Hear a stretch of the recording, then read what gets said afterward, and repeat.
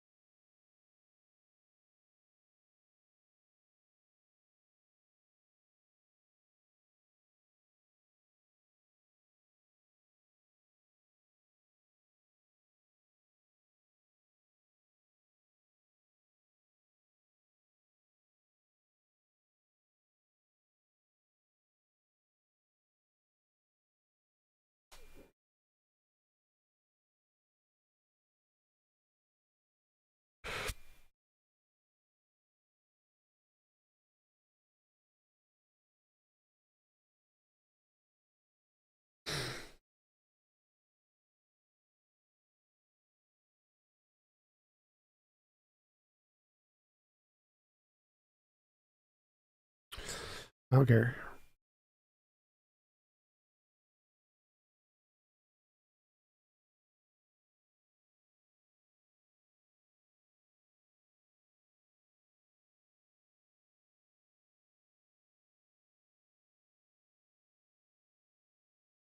I'll move that down. Debates.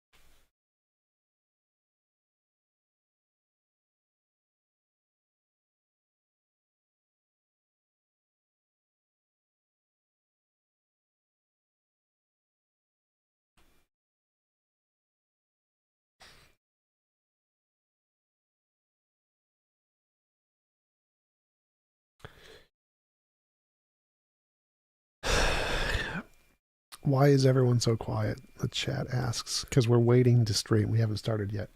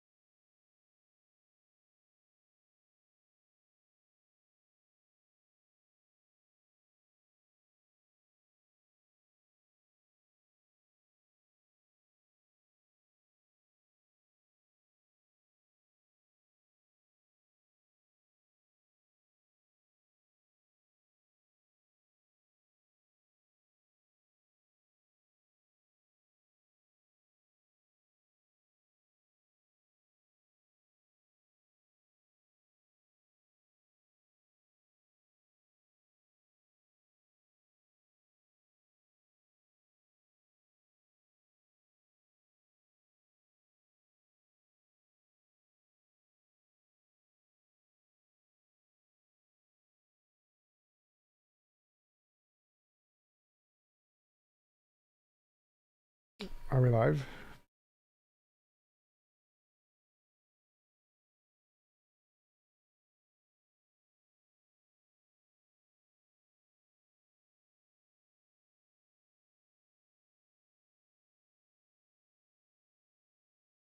Whatever.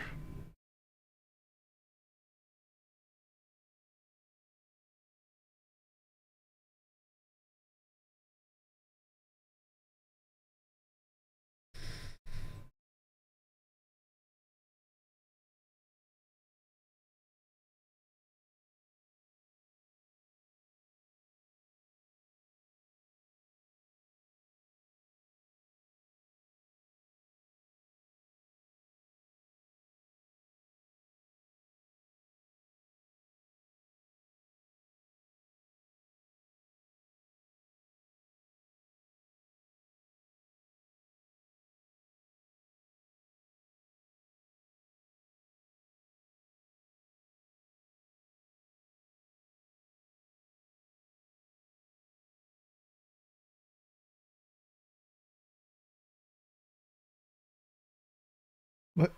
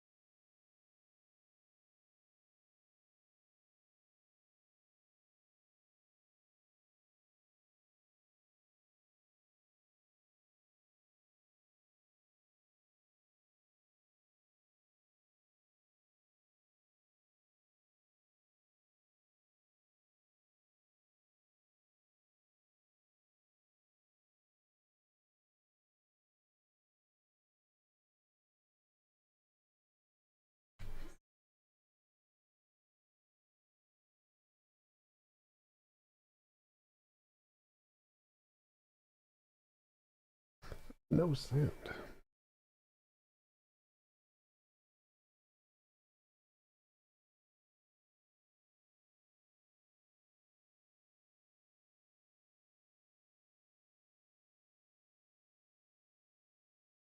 Testing.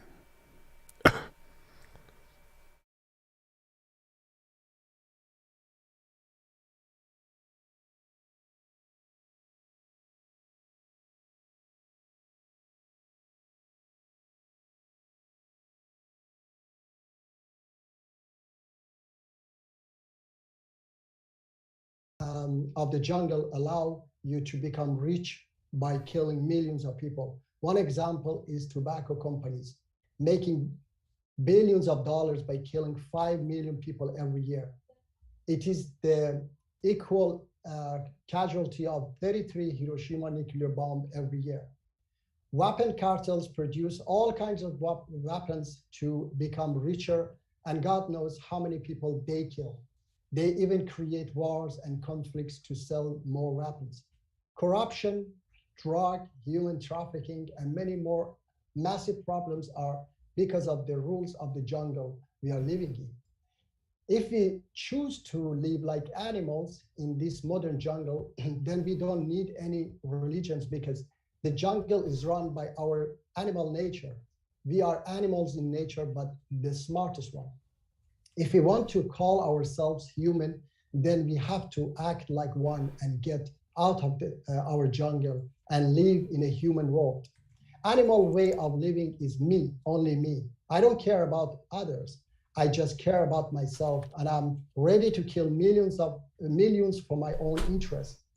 In the human world, the rules are 180 degrees opposite to the animal world. The rules are first everyone else, love one another, and sacrifice for our own kind. If we want to get rid of all our problems and live in a human world where no bad deeds happen, no one goes hungry, no one gets killed by bombs, no drugs, no corruption, and no human trafficking, then the only way is to convert to the laws of the most merciful and forgiving God, who loves us and wants to guide us out of the jungle. God helped us to have more human life by sending us different prophets in the past. No one can deny that it was the message of love one another by Jesus, peace be upon him, that stopped pagans of Rome and Greece. The barbaric practice they had, which were putting gladiators in those stadiums, killing each other, so that those barbarians cheer and have fun seeing gladiators slaughtering each other.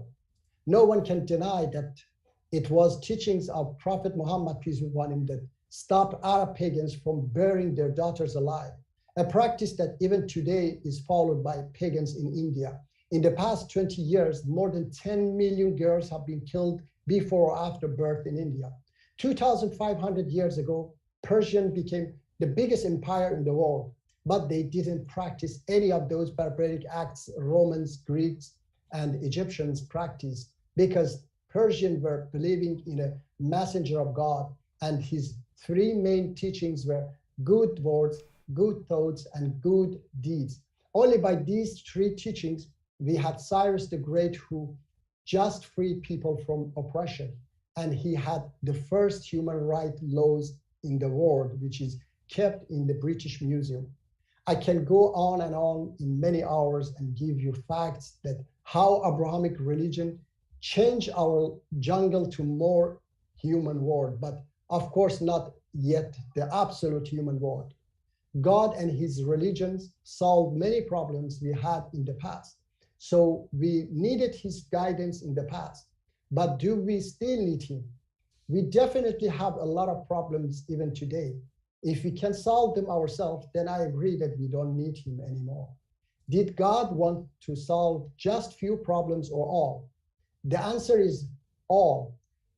So God put the final guidance in Islam to show us the way out of the jungle so that we live in a utopia which is beyond anyone's imagination. For most people, it is impossible, but it is possible by guidance of the Almighty God, and that is why Islam is called the last message of God. Not because it has more rules and praying and fasting, but because it can make possible the impossible. Secularism cannot guide us out of the jungle and solve all our problems. The jungle we are living in is run by our animal nature and doesn't need any set of beliefs, but the human world needs a set of beliefs because it is against our nature. We have to fight against our ego, which is a part of our nature. So we need a set of beliefs to fight our nature. The more we sacrifice, the more human we are, and the more selfish, the more animal we are.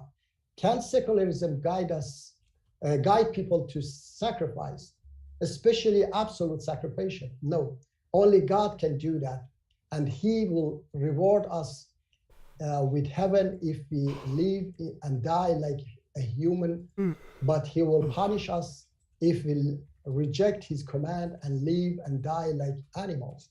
Now it is up to us to choose this jungle and see our fellow human beings get killed by many different ways, just because some people want to get richer and richer. To see hundreds of millions of people live in a hell on earth, earning $1 a day, and many other injustice and disasters. Or we want to decide to follow the commands of the most merciful and forgiving God and live in a human world. Which one You choose. I don't want to see all these injustice because I care about everyone else. How about you? All right, thank you very much. This was my Thank you so very much, the perfect Dawa, for your opening statement. And with that, we're going to hand it over to TJump for his up to 12-minute opening statement.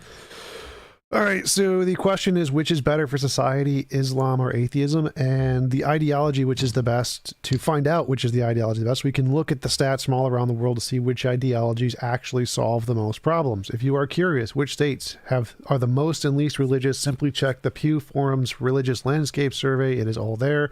And you can go ahead and check out the various states and how they are faring in terms of social well-being. The correlation is clear and strong. The more secular tend to fare better, and the more religious on a vast host of measures, including homicide and violent crime rates, poverty rates, obesity, diabetes rates, child abuse rates, education attainment levels, income levels, unemployment rates, rates of sexually transmitted disease, teen pregnancy, etc., you name it.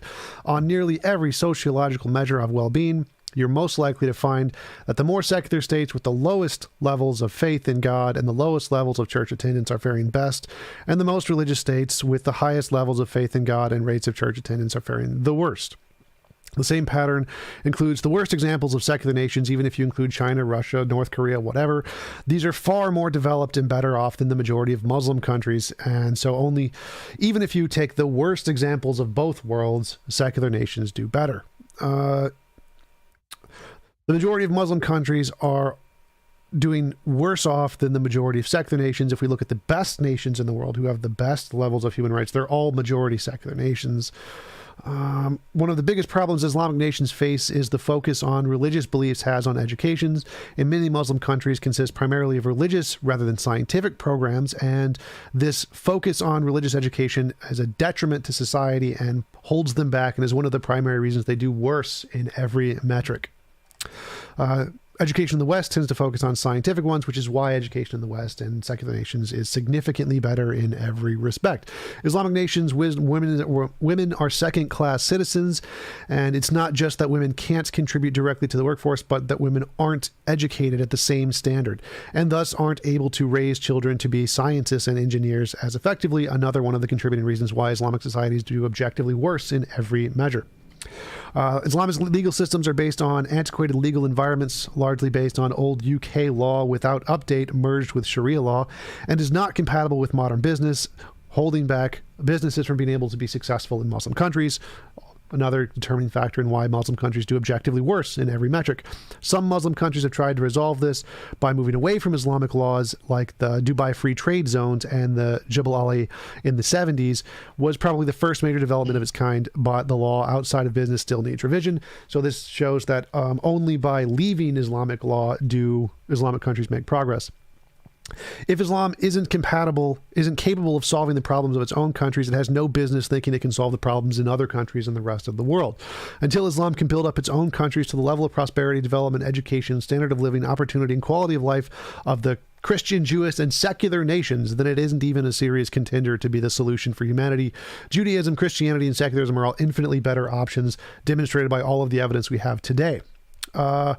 Research by Helmuth Nyberg and Richard Lynn, Emeritus Professor of Psychology at the University of Ulster, compared belief in God and IQs using the data from U.S. studies of many, like thousands of people. The average IQ of atheists is 6 points higher than the IQ of religious people, showing that probably the smarter people tend towards atheism because it is a more intellectual position.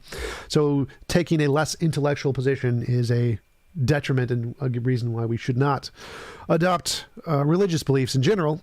In a Pew survey study, a global study of religion and education around the world ranked Jews as the most educated, followed by Christians and atheists, with Muslims and Hindus being the lowest level of education. So it is an indication that Islam is not even close to a solution here. Again, just not even within the category. If we look at Nobel Prizes, Christians make up the most with about 65%. Second is Jews with 20%. Third is atheists with 10%. And fourth is Buddhists with 1%. And Muslims go with a solid 0%. 0 point, like they get four. They got four. That's four Nobel Prizes. Good indication that they are not qualified to do anything relating to solving problems in the world, since most of the problems that are actually solved are solved scientifically. Let's recall Norman Borlaug, the man who literally saved 1 billion lives by inventing genetically modified wheat. Science is what saves humanity, not religious beliefs that make absolutely no progress in science. We can also recall the time when math was banned in Islam, math and trade, which set when Islam was the leading technological ruler of the world. This completely undermined them and led them to where they are today, or they're the lowest level of scientific development in the world. If we compare answers among scientists, personal belief in a God is about 7%, whereas disbelief is about 70%. So the vast majority of the top scientists do not believe in a God. If general scientists, the same trend is there, even though it's much smaller, just average everyday scientists, it's about 41% are not believing. And so if we look at Sage Journal, Are Muslim Countries More Prone to Violence? By Niels Per Gleichert and Ida Rolfsson. Muslim countries are also overrepresented among the countries with the high levels of forms of internal violence, non-state conflict, just not like wars, one-sided violence, highly representative human rights policies, repressive human rights policies, and countries that practice capital punishment. So kidnappings are 56% above average in Muslim countries. Murders are 3 times higher in Muslim countries. Worst countries for human rights in violations, 80% are Muslim. If we just take the entire wall, all of the countries that are the worst human rights violations and rule of law, 80% are Muslim. So if we take what my opponent said in the opening seriously, this fact demonstrates and proves it absolutely false that adopting Islam can solve any of these world's problems and decrease crime and anything. We have the data, it's false. The more Islamic countries move away from tenets of Islam and adopt secular values, the better the countries become. Ironically, Islam is about the last ideology you want to be a serious contender for this role. Gender-based violence, domestic abuse, honor killings, FGM, female genital mutilation, marital rape, all higher in Muslim countries. The non-Muslim countries being the lowest in secular nations. In conclusion, Islam isn't the solution for Islamic countries. In fact, it's one of the biggest problems. Therefore, it's definitely not the solution for mankind, especially since we already have ideologies which do objectively better in every imaginable way. Until Islam can fix the problems in its own countries, it definitely can't be considered as a plausible solution for any other countries. Thank you so very much, TJump, for your opening statement. And with that, I'm going to hand it back to our interlocutors for 40 minutes to an hour of open dialogue. All right, shall I start or? Go for it. Yeah, okay. I would like to see if I can share something. Amy, is it possible to share a link? To share a link or to share your screen? Yeah, a screen, I think, yeah. Sure, give me... I have to, just a moment, please. I think I have to go to this share screen, yeah? Sir? Yes, I think it's, all right. Share. Is it shared now? It's loading, and now just give me 1 second to send it over to everyone else. It's not shared on my screen. I don't see it. There we go. Should be all good. I see nothing. Do you see it? No. You don't see it now. Can you just describe it and not?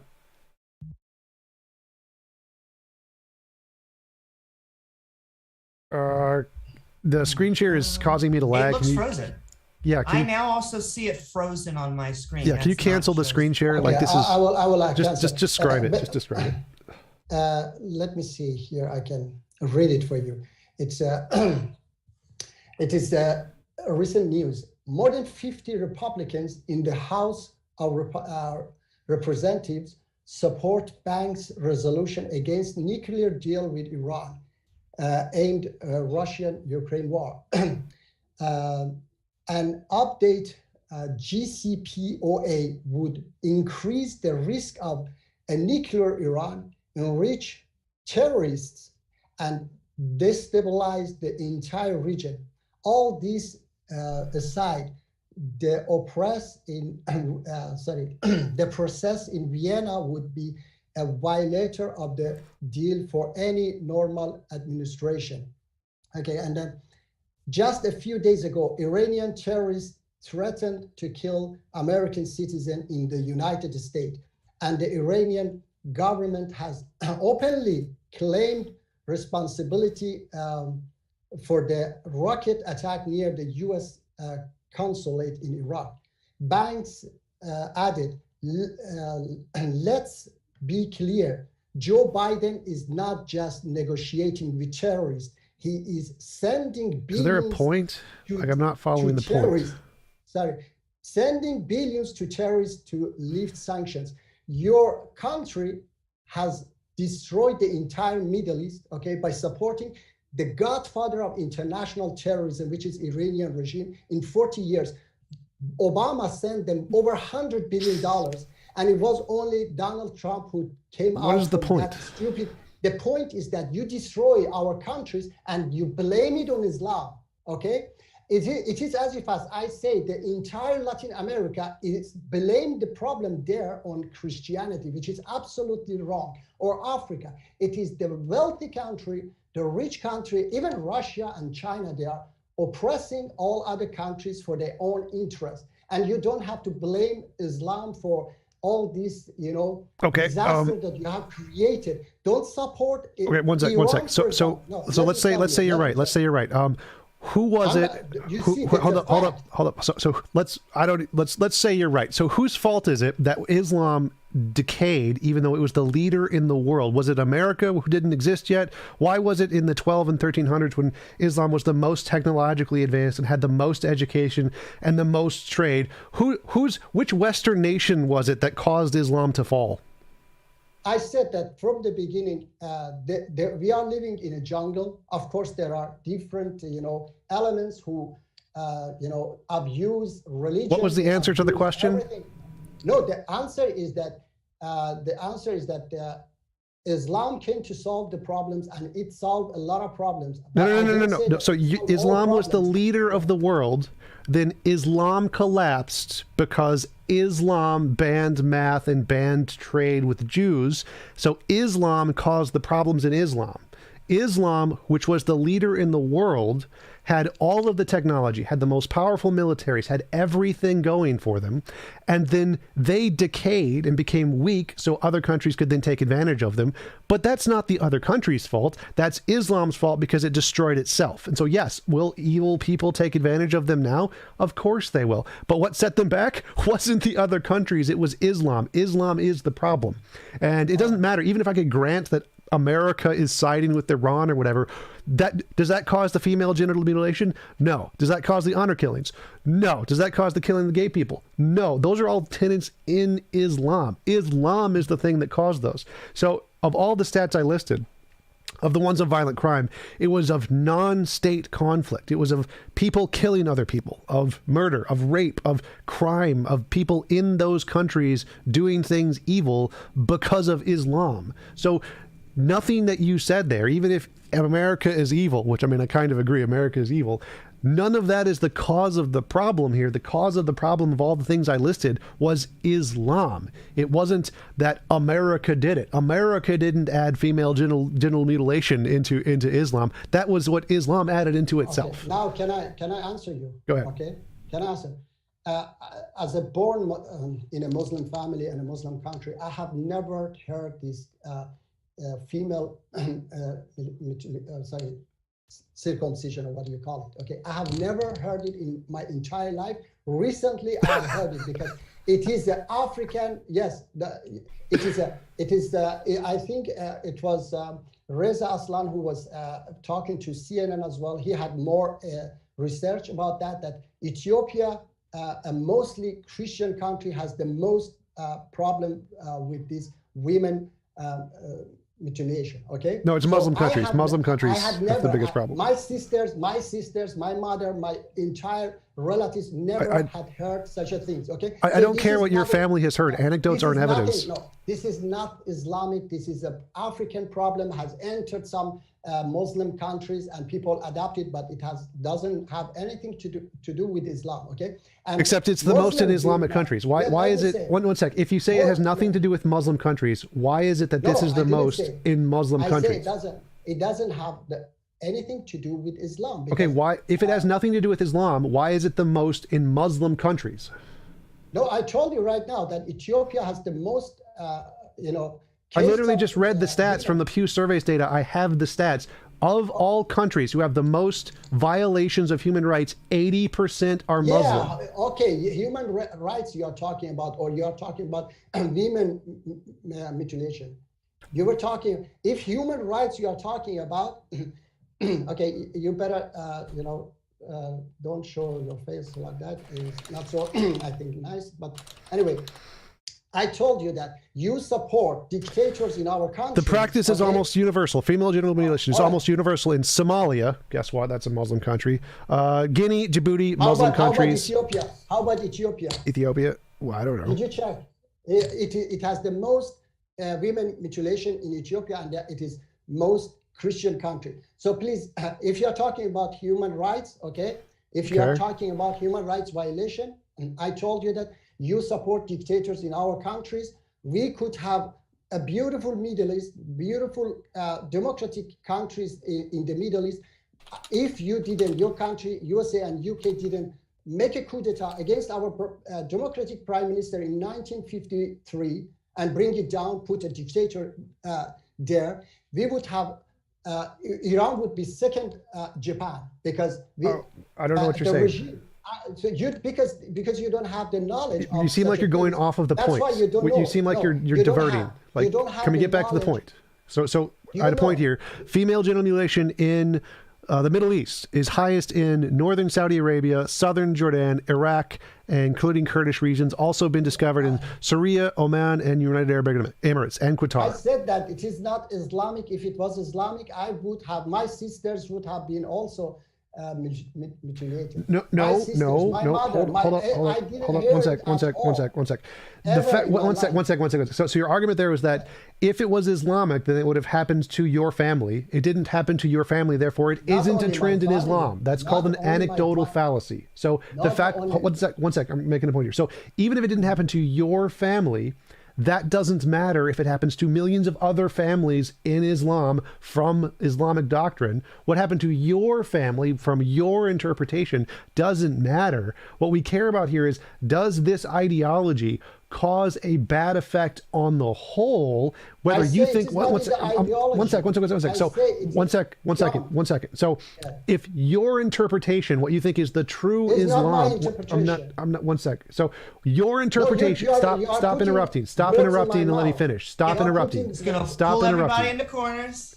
So what your interpretation of Islam, because it's not true, it's just a made-up religion, your interpretation may not include female genital mutilation, but it does for millions of other people around the world. So if we adopted Islam, millions of people who adopted those other definitions would increase their rates of female genital mutilation and human rights violation. Whether you think it's true Islam or not doesn't matter, because if we adopted Islam, more people would adopt those harmful variations. So it doesn't matter what your family did. It's called an anecdotal fallacy, literally a logical fallacy that proves your argument is garbage. It doesn't matter. It happens all over the world. That's what matters. Can I answer? You put more words in my mouth. I didn't say it to my family. I said I was born and grown up in a Muslim country. I had never heard it in my entire life. Not my family, not my relatives, no one. I had never heard such a thing, okay? So you say that it is only my family? No. I just heard it in Europe when I came a few years ago. I heard this one, that there are countries that they practice such a act. Okay, right. And so what I said was, first time I heard it from this. I don't care. I don't care. What you heard doesn't matter. Your personal anecdote of what you heard is irrelevant. It's not evidence. No one cares. I have data from the entire planet, from the entire Pew Surveys data of millions of people. I know what's happening in the world. Check Ethiopia. I don't care about Ethiopia. I don't care. Why you don't care? Wait. What happens in Ethiopia doesn't matter. It literally doesn't matter. I just listed. One sec. What you're saying does not make sense here. I said here it's happening in northern Saudi Arabia, Jordan, Iraq, Kurdish regions, Oman, Syria. Wait. So it doesn't matter what's happening in Ethiopia. It literally doesn't matter. Your religion causes this problem. So it is Christianity as well, yeah? It is Yes, Christianity. I'm an atheist. I don't care about Christianity either. Christianity is also bad. Your religion is causing a problem. Atheism is better. It doesn't cause the problem. Which atheist countries have a problem with FGM? Name one. Any atheist country. But I said that this is an African problem, okay? I just listed Middle East, Saudi Arabia, Jordan, Iraq. It has entered, yes. It has entered in some Muslim countries. Which atheist countries has this problem? I don't know. Okay. None. Zero. None of them. Okay. This is the biggest problem in the world. Yeah. Is it the biggest problem in the world? I don't think so, but it's one of them. I was talking about tobacco companies kill 5 million people every year, 33 nuclear bomb. Okay. And atheism cannot solve such a problems. Okay. Drug problem, war problem. Atheism is solving that problem. So one sec. So the companies taking advantage of people, atheism is solving those problems. The secular nations are making laws against tobacco usage. They're making laws against companies taking advantage of South American companies. All that's coming from secular nations, secular Western nations who are making laws based on humanist principles to try and not take advantage of people. So the only ones making progress in that field is atheist nations. But first of all, I said that all these comes from Abrahamic religion. It started from Abrahamic religion. Slowly, all we have today is from Abrahamic religion. Even if you are secular, you don't know that you are following those great teachings of Jesus and Moses and Prophet Muhammad. Okay? Wait, you're saying that secular morality comes from the Islamic religion? Is that what you're saying? Not only Islam, from Christianity and Judaism. Okay, well, we can prove that false. Those time, sorry? We can prove that false. So morality predates any religion. From that. It started from there. No, it didn't. We can prove that false. So that's literally what I'm addressing. Yes. We can prove that false. We know morality comes from evolution. There's morality in apes that we can find, and we can see the patterns that precurse human morality in other animals that have no religion. So we know for a fact it does not come from any religion. It comes specifically from evolution and social norms and how game theory interacts with our cultural groups. Has nothing to do with religion. We know that our social norms come from evolutionary tendencies and what causes societies to work well together due to cooperation incentives and game theory. So no, it does not in any way come from Christianity or Islam. And in fact, all of the good principles that came from Christianity and Islam and Judaism predate all of those and come from Hinduism.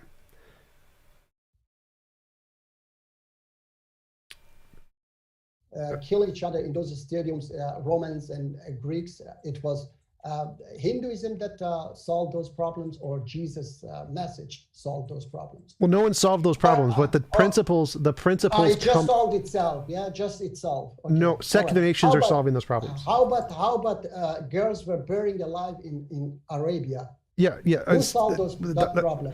Not the Muslims, because it's still happening. So again, the principles. Wait. Stop. This is what Muslims do all the time. You're diverting. You're diverting from the topic. You're diverting from the topic. You're not addressing the topic. Hold up. You made a point. Who solved that problem? One sec. Okay. You made a point. You said that the principles of morality come from Christianity and Judaism and Islam. That's false. I can prove that false because these principles, like the Golden Rule, come from Hinduism. Hinduism had them before Christianity or Islam or Judaism. It's an older religion that also had the principles of the Golden Rule. So the principles don't come from Hinduism or don't come from Christianity or Islam or any of the Abrahamic religions. The principles come from other religions that predated those. So that point you made is false. This other irrelevant point you made about Islam making some progress in one field doesn't matter. TJ. All right. So you mean that the Romans and the Greeks, they stopped those barbaric acts because of Hinduism, not because of No, Christianity. none of that matters. None of that matters. So again, follow the conversation. You made an argument. The principles that are moral came. Hold up. So you're making a different, irrelevant point. So let's go back to the point we were talking about before. Okay, you but said, you cannot answer. No. You're deferring. Muslims do this all the time. They divert from the topic to try and avoid when they're about to get crushed. So you made a point. You made the point that the moral principles come from the Abrahamic religions. I proved that point false. No, they come from Hinduism. Hinduism. I asked you a question then. No. Your question doesn't matter. Did Hinduism exist before the Abrahamic religions? Okay. Yes. Did Hinduism come up with the golden rule and the moral principles that Christianity stole it from? Yes. Therefore, these moral principles came from Hinduism. Whether or not Hinduism solved some other problem in some other location literally doesn't make a difference. Your argument was proven false. They did not come from Abrahamic religions. So you mean that the problems there were solved by Hinduism? I didn't say anything about problems. Follow the conversation. I said, did the principles originate from the Abrahamic religions? No. Problem solved. So you mean that the Abrahamic religion followed Hinduism? Yes, yeah? They took from Hinduism, yes.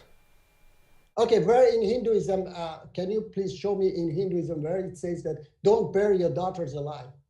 Don't kill your daughters.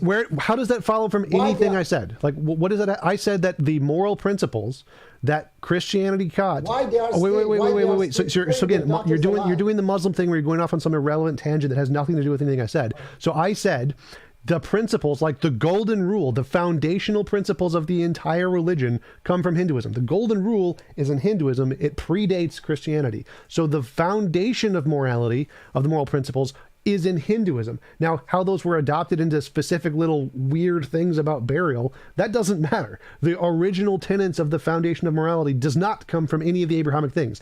Not burying your dead is not a foundational moral tenet. That's just a silly little thing that changed in different cultures. It's not a thing in morality.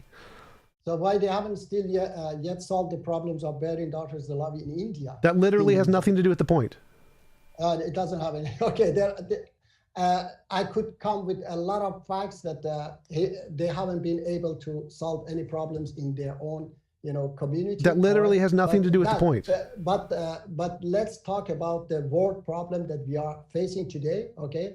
And you mentioned, of course, a lot of problems in Muslim countries, and I addressed that it is because of, it's not only in Muslim countries, it's in Christian countries, in African countries, and it is because of some superpowers. They want to benefit from those countries, so they keep them, coup d'etat.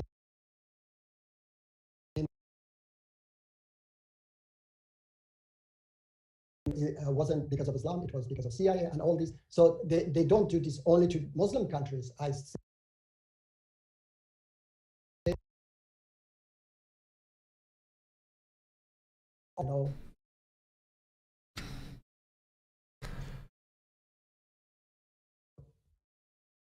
Yes, and if they didn't involve in our countries, we would have beautiful, perfect countries, okay? No, that's literally false. We can prove that false just by looking past in history. Okay, I gave you the fact that if 1953 you didn't bring down our democratic country, government in Iran and put a dictator Shah in power, then we would have second Japan in Iran. Because it hasn't happened, because it has gone wrong, then I cannot, of course, prove you. So democracy brings development. Democracy brings, allows people to develop. But dictatorship, tens of thousands of highly educated people have been executed by this regime that I showed you right now. The Muslim regime. Joe Biden is trying to save them by... The Muslim regime is executing people. It's not a Muslim regime. It's a mafia regime. It's a mafia regime. Which religion? Which religion are they? And your country, they put it. Which religion? They believe in money. They don't believe in anything but money. No, that's false. Which religion is their state? Which religion is the country? Which is the official religion of their government? What is the official religion that they stated on their government? What religion? They are lying. So I don't care if you think they're lying. What religion does it say that they are based on? They say whatever they want to say. What do they say? What do they want to say? They say they are Muslim, of course. Yes, they say they're Muslim. But yes, but they are not. So that's called a no true Scotsman. Do you know what a no true Scotsman is? If you believe in bunch of mafia, then that's your problem. Do you know what a no true Scotsman is? Sorry? No true Scotsman. Do you know what a no true Scotsman fallacy is? No, I don't know. Okay, no true Scotsman fallacy is when you say, oh, they're not a real Scot because they don't have cream porridge or whatever. You can say they're not real Muslims because they don't adhere to your interpretation of Islam. No, they are equally as real Muslims as you are. Okay. You just disagree with their interpretation. They are Muslims. Ask you a question. All right, I ask you a question. Stealing in Islam is forbidden. Okay, do you know that at least? In your interprerbtation, not in theirs. It is in Islam. In your interpretation. Any religion says that stealing is forbidden. I don't think you understand. I don't think you understand. I'm asking you a question. Any government, even a secular government, says stealing is forbidden. Your interpretation. Your interpretation. Okay. So they think they're fine. So they think they're allowed in Islam to do the things they're doing. They think they're perfectly fine. Sweden is a secular government, and they say stealing is forbidden. Is my interpretation, or is that my interpretation? It is. They say stealing is forbidden. Okay, robbing is forbidden. So it is in their constitution. All right. That's nice. Islam says stealing, robbing people, okay, is forbidden. It's haram. All right. But this government in Iran, everybody know, I can show you a lot of facts. They steal billions of dollars. The leader, he didn't have even a flat. Now he's $200 billion rich. U.S. embassy in Baghdad, they're still Muslim. $95 billion rich. U.S. embassy in Baghdad. Okay. Okay, they're still Muslim, so it doesn't address the point. $95 billion rich. Okay. Okay, he's still Muslim. All right. That's your. Everybody listen and see that how you try to run away from the answer. What? No. Your answer isn't an answer. Like, they are Muslim. Whether or not you think they're correct Muslims doesn't matter. They are Islam. They believe in Islam. They worship. They don't believe in Islam. No. That's your belief. That is your problem. Okay. They do. They say we're Muslim. They go to the mosque. They pray to Allah. They're Muslim, whether you believe it or not. Whether you think they're not doing the right Muslim way, it doesn't make a difference. They're Muslim. If we adopt Islam, there's going to be a lot of people who do what they're doing and have their interpretation and disagree with your interpretation. It doesn't matter if you think it's the correct one or not. Islam will cause that. What we see them doing, Islam causes that. Islam doesn't cause that. It does. Joe Biden caused that. Barack Obama does that. Okay. that has been happening for a long time before any of the American presidents. I read for you from 50 Republicans now that your government is going to send hundreds of billions of dollars, like Barack Obama did, to the biggest terrorist regime on the planet. Which doesn't address the point. That's irrelevant. That's literally irrelevant. So like, wait. So one second. Go back in time. Let's go back in time. Let's go back in time. So did America create these organizations, these governments? No. No. They were around before America. All of these all of the Islamic countries were around a long time before America. America's pretty young. Islamic countries, yes, but these and the problems in the Islamic countries were all there. They were still there. The head of terrorist, international terrorism, came to power 43 years ago because the USA was afraid that left groups take the power after Iranian Revolution. So they helped this caveman terrorist guy, ISIS guy, to take the power because they knew that he's not going to ally with the Soviet Union, okay? And they have been supporting this regime in 43 years. Literally irrelevant. Literally doesn't matter. Islamic terrorists. One second. I can debunk everything you're saying. Just everything you're saying in like 5 seconds. Islamic terrorism has been around since the Assassins in the 1200s. Okay, problem solved. So no, America didn't cause these problems because America wasn't around 1200 years ago. Yes, there were terrorists a long time ago, also Muslim, also same problems. Were not invented by America.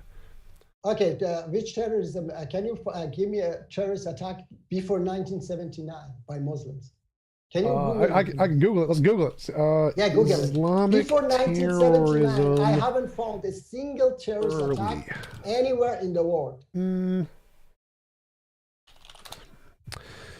A terrorist attack by Muslims before 1979. Yes. I haven't found a single one. The first one was 1981 in Lebanon by Hezbollah. after Iranian Revolution. Sorry, no, the first one was 1980 in Saudi Arabia, also again by Iranian regime, okay? Because Iranian regime has always wanted to occupy Saudi Arabia. So every single raid, every single destruction and killing of one group of people, that's a terrorist incident, and there's thousands of them in Islamic countries prior to 1979. Okay, you're talking about conflict and war, okay? No, I mean like just everywhere. a group of people. Give me a terrorist. Give me a terrorist attack, I said. So a terrorist attack is defined as an attack of one group trying to change a political system. So if one tribe in the Middle East decides to kill and slaughter and rape another tribe because they want political change, that's a terrorist attack. No. That's, of course, it's if you want to call that one, even USA is attacking different countries, that's also a terrorist attack. America is terrorist too, but your country was terrorist way before America existed. Okay. So the conflicts, everybody knows that conflicts has existed. I'm not talking about conflict. I'm talking about genocide. Yeah, it has existed, and it doesn't have anything to do with Islam. Okay? Literally does. So if it happens more in Islamic countries, that has to do with Islam. Islam forbid it. Okay, Islam doesn't allow that's your subjective interpretation. What you think it forbids doesn't matter. The question is if we adopt Islam, will more people do genocide? And the answer is yes. If the more Islamic countries do genocide than other countries, and always have throughout most of history. So Islamic as a doctrine does not prevent genocide. It causes more of it than other doctrines. Like Jainism, there is no Jainism genocide. If we just gave Jainism to everyone in the world, there would be zero genocide. But Islam, there's lots of genocide. Jungle. I told you, it is the rules of the jungle that created everywhere on this planet, that you can become rich by killing people, by abusing religion, by abusing like Muhammad nationalism, by abusing even color. Okay, like Muhammad. What Muhammad? Getting rich off of conquering and killing people and taking land. Yes, I agree. Let me see. Wait, did he? I'm talking about conflict like Second World War that Adolf Hitler abused nationalism. Okay, like Muhammad. And, yes. Which nationalism? Okay, all right. Where did Muhammad use nationalism? He just wanted to, the Quran, where it literally says if people are of other nations or they leave Islam, we have to kill them. Like that's a good example. Can you give me the verse? Can you give me the verse? I could if I had time. Like, you want me to Google it? Muhammad nationalism. Google it. Yeah. Give me the verse that say people of other nations want to leave Islam.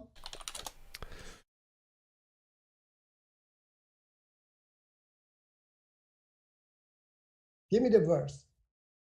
I can just give me some time. I'll email it to you later if you want. Like, this is not like a hard thing. Yeah, because you just have heard something Muhammad from here and then murders by Muhammad.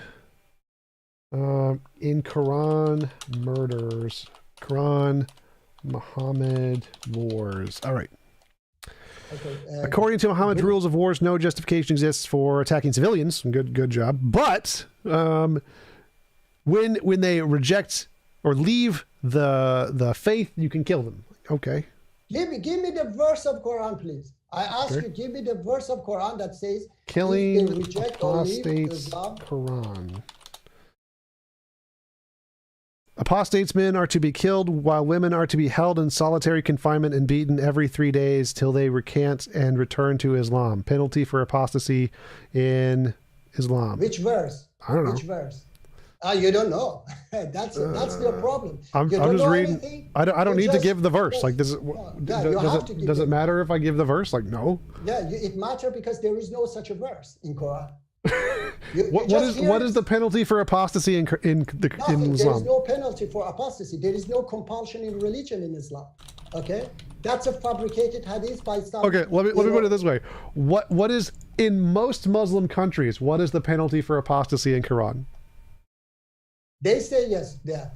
Okay. So where did they get that from? Did they just make it up? They get it from a fabricated hadith. Okay.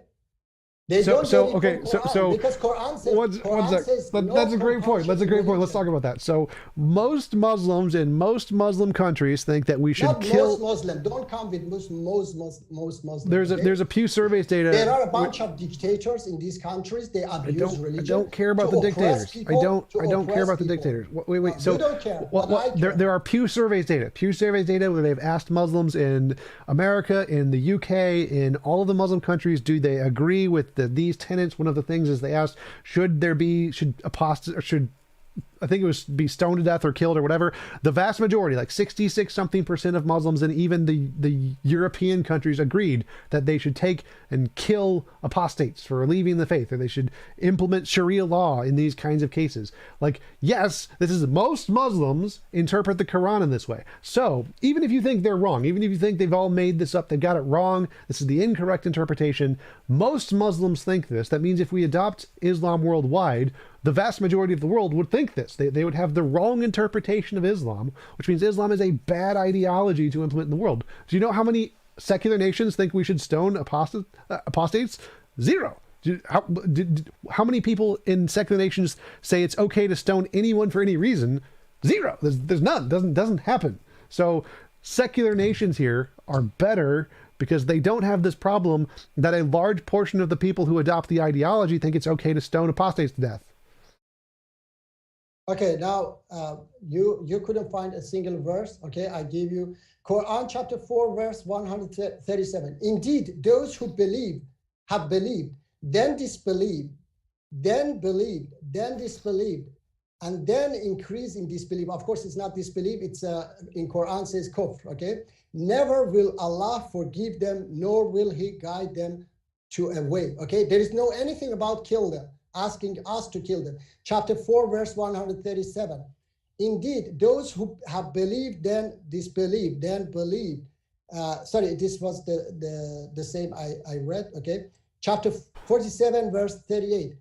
Here you are, those invite to spend in the cause of Allah, but among you are those who withhold out of greed, and whoever withholds only withholds benefit from himself, and Allah is the free of need while you are the needy, and if you turn away, He will replace you with another people, then they will not be the like of you. So Allah, there are so many verses of Quran, and another one, there is no compulsion. I don't care. Religion, okay? Literally doesn't matter. You don't care. Okay, I know that you don't care. You don't care about anything. No, So I do. There's something I do care about. discussing. There's something I care about a lot. It's what is the actual data. If people adopt this religion, what happens to the people in that region? How many of them commit more crimes? I don't care what your interpretation of the book is. Okay, Wait. I'm making a point. I'm making a point here. So I don't care what your interpretation of the book is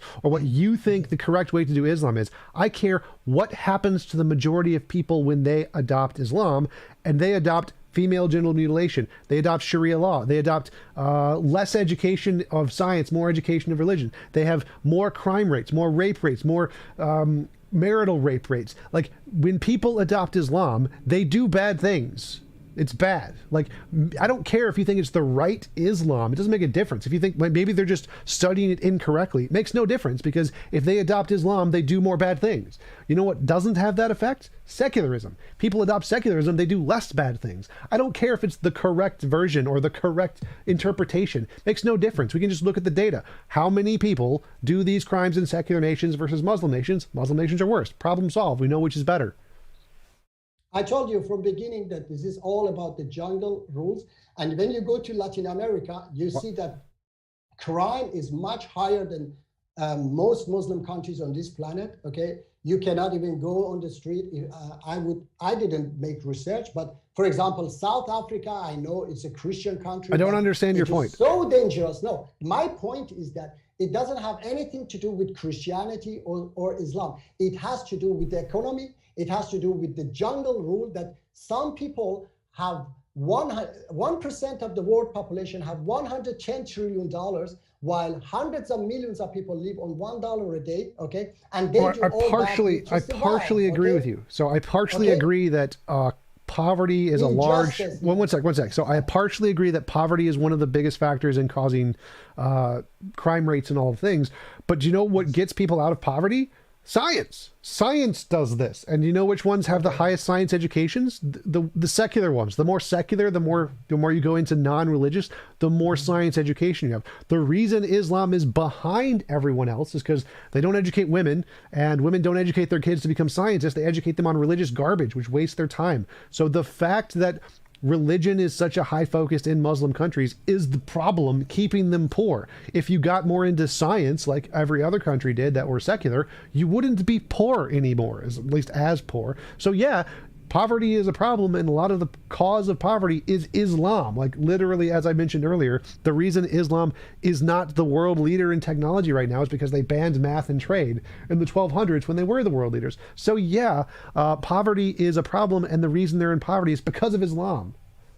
Okay, can I now tell you that before Islam entered my home country, Iran, we didn't have scientists, we didn't have poets. After Islam entered in my home country, because at that time education belonged only to rich classes, and poor classes didn't have the right to study. After Islam entered Iran and Persia, everybody started to educate themselves, and we have a lot of poets, we have a lot of scientists like Ibn Sina, Zakaria Razi, and so on.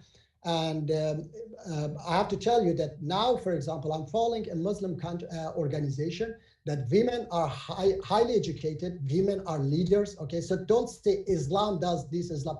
There is a backward, version of Islam. I understand it, I accept it, but interpretation of Islam that some scholars, businessmen follow that, but there are Muslims who interpret Islam and Quran in the right way, and we believe in equality between men and women, and we believe that everybody have the equal rights, okay, both men and women. And if it hasn't happened yet, unfortunately, it's because of the Western countries, and they didn't want that the Middle East become developed, and they try to destroy this great, beautiful Muslim organization, because this organization is going to bring the godfather of international terrorism, which is Iranian regime, okay? And they didn't want that they bring down this regime. They bombed them in Iraq in 2003. They forced them to move now to Albania, but they are fighting and they are trying to bring down this regime. One day they will do that, and the Middle East will become peaceful and developed and become democratic. Yes, don't laugh. Yes, I know that you tried to When was it them. peaceful before Western integration? Like before any of the Western countries got there, was it ever peaceful? How about Europe? Was it peaceful before? No, it has always everywhere. Right, so Islam doesn't actually make it peaceful. It make it peaceful if people understand it, yes, because there is no when does that ever occur? So let me put it to you this way.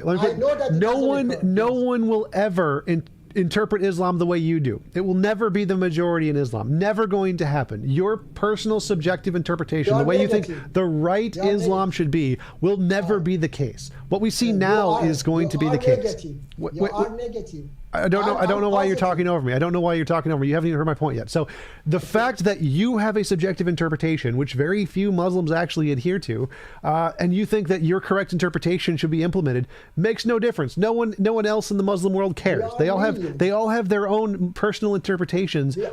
Stop interrupting. All people in the Muslim world, like in all religions, have their own personal subjective interpretations. What matters is what is the most likely thing to happen when people adopt the religion. What is the most common interpretations of the religion? The most common interpretations of Islam are extremely violent and backwards and less scientific. So it's a bad ideology. It doesn't matter if you think, well, if we all adopted the perfect version of Islam that literally no one accepts, then all of the world will be better. That's a nice hypothesis that's never been tested. When we actually adopt Islam in large portions of the planet, we see lots of crime, lots of death, lots of rape, lots of human rights violations. We don't ever see this perfect little Islamic society you think's going to happen in your own personal subjective interpretation. Doesn't occur. What we do see is the best societies are the ones that adopt secularism, humanism. We can literally see it happening. We can see as people become more secular, they become better people, less crime, less poverty, more compassion, more acceptance of the LGBT community. Definitely not something that's going to happen in Islam. Less violent, less murder, less theft, less rape, every possible metric. We see it getting better in secular nations. The fact that you have a personal subjective interpretation of Islam you think will make the world better doesn't matter because no one else in Islam agrees. Okay, now can I talk? Go ahead. First of all, just because it hasn't happened, it doesn't mean that it will never happen. We are, in the past, we were not educated. People were not educated. There was no such a media and education, okay? Now we are educating ourselves, media and so on. So we are coming to that point. And I said that we are millions, okay? We are trying to do that. And unfortunately, we are stopped somehow. They try to stop us, those powers who don't want to see peace and stability in the Middle East because they can sell hundreds of billions of dollars weapons to the Middle East. They need conflicts and they need cheap oil and so on. So they don't want this to see this beautiful, democratic region. But another thing is that I said that all these problems is because of the jungle and the rules. And that allows you to become, richer by killing millions of people. Secularism, how secularism can solve the problem that is caused by tobacco? Can you please explain for me? 5 million people die every year on this planet because of tobacco companies want to become richer. Can you give me the good system or way that can get this problem fixed? Yes, we're literally doing it. Like Australia has implemented like pictures on the sides of cigarette cases that are showing lung cancer, and they're making them a dark green, and this has decreased sales and consumption of cigarettes by almost half in the past 10 years. So yeah, we're literally doing that. We're literally decreasing the rate of death by tobacco by magnitudes each year, thanks to secular nations using science and what makes people not want to buy the packages. So like we've done research into what is the most displeasing color, and it's like a dark green shade, and so they make all of the colors, all of the colors of the boxes all a dark green shade, which decreases sales of the tobacco things. So yes, we're making legislation in the secular governments in order to decrease sales, which decrease the cost of the deaths to tobacco. We're also increasing scientific discoveries in the curing of cancer, which decrease the deaths of tobacco. So yeah, we're solving these problems literally every day in the secular nation. Islam isn't solving them. Science is. Okay, can I now respond to that? Go ahead. First of all, I heard that there were some feminist organization who complained to United Nations that these tobacco companies, they make advertisement that cigarette make you thin and then sexy, so they target women to increase their sale. Okay, yes, and then there is another thing is alcohol killing also millions of people. No, the solution is, my friend, is that you get rid of the system of the jungle that people can get become billionaires by selling cigarettes, okay? If they cannot sell it, I promise you, tomorrow they will close down. They will not produce a single, pack of cigarette. Yes, crime is not a thing. There is zero crime. No one sells cocaine in America. It does not happen. Clearly. Every problem will disappear. These weapon cartels, will disappear. They will not. I tell you that they will not. This is in Islam. Islam says that the source is one source. Okay, it's describe it as Satan, but it is the system, the jungle system, that allows that 1%. Have $110 trillion while hundreds of millions of people live on $1 a day, and they don't stop there. They want to become richer and richer. So what they do, they create conflict in different places to sell their weapons. They only human trafficking is $150 billion industry. So no problem will disappear as long as we are living in the jungle with this jungle system. So yeah, because Islam doesn't have any of those problems significantly worse than the Western nations. Sorry, Yeah, because what? because Islam doesn't have those problems like opium. No one illegally sells opium in any Islamic country. No, never sell. happened. They There sell. are no rich warlords who take advantage of the system in Islam. Nope, never happened. Zero cases of that in every country. TJump, you don't understand. I said that they don't follow Islam. They follow the rules of the jungle as well. They are not Muslim. They follow the rules of the jungle. Okay. So Satanic system is all in everywhere on this planet is ruling the planet. Okay. So we're going to adopt Islam, and all of the true Muslims aren't going to commit crimes, but the amount of crime rate is going to go up. There's going to be more crime rate if we adopt Islam because most people just won't be following it. Great strategy. This is a great. We should just implement Islam, and most people won't follow it, and the rate of crime will go up. But the ones that do will be fine. I didn't understand what you said. Okay. If they adopt Islam, what happens? The rate of crime goes up? Yes. Why? In every country. I said that if you want to truly adopt Islam, is that to get rid of this jungle system, okay? Because the problem is from the jungle system, that you get rich by selling drugs. You get rich by, selling your body. You get rich by human trafficking. Tell you what. You get rich by, yes. If you can implement this in a Muslim country, get a Muslim country to do all of these things and solve all of these problems, then you will have a legitimate argument. But you don't. Exactly. All of the Muslim countries are worse in all of these things. I understand. TJ, I understand that one, okay? And I said that we are going towards that world, okay? We are small now. We have created that one. It's a very small city. And no crime happens there. It's a beautiful Ethiopia. It's perfect, but it's a small city, and we are trying to, make it on everywhere on this planet. And then it takes time. I don't say it take 10 years, 20 years. It might take hundreds of years. All right, but we are starting. We are getting there.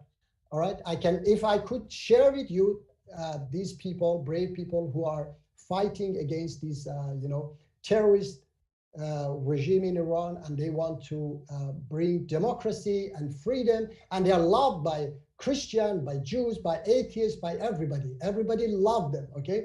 Thousands of European parliamentarians, hundreds of American senators, support them, okay?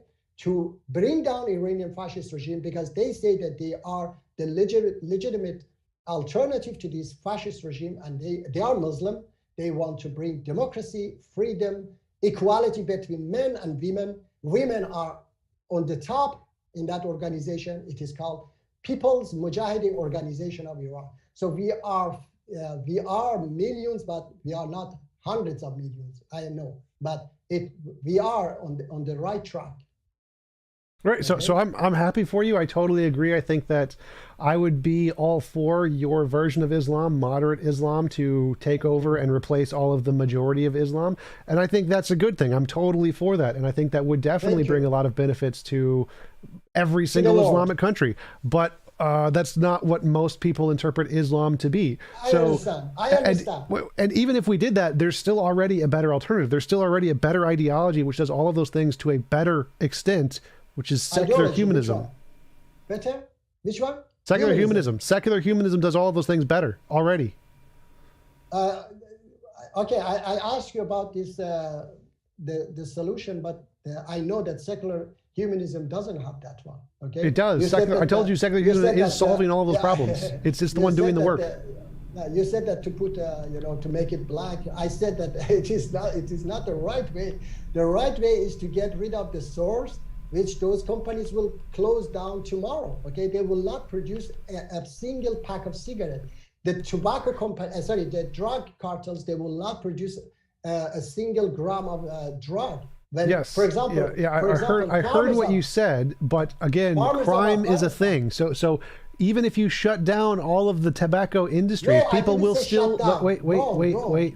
So people will still create tobacco and still sell it, even if you shut them down, and they will still make millions. Stop interrupting for a second. So The correct solution is the way the secular nations are doing it, through legislation, through working together, through voting people into office. That is the correct way to do it, not just to simply outright ban everything we don't like. That's a bad idea. Some people like cigarettes. Some people choose to take cigarettes, and that's fine. They have a right to do that. Just banning it would be wrong. The correct solution is to do what the secular nations are doing, which is to give people the option. They can choose to do it if they want, but then to de-incentivize it so they can choose not to, by making it, showing the cancer on the boxes, by making it a bad color. That way people have the freedom to choose, and they can do it if they want to, but they have the knowledge that it has a bad impact. That is the correct solution. The secular nations are doing the correct thing, and the Islamic solution that you're proposing is not the correct thing.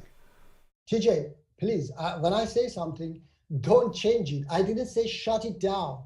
I said that if we get rid of the source, which is you cannot become rich by selling cigarette, okay? Take away from that system, the money system. What I'm going to say is the money system that, okay, you can produce it for free. No tobacco company will, continue to produce. You say to give choice, then let's sell heroin and cocaine in the stores and give choice to people, okay? Yes. I'm for that.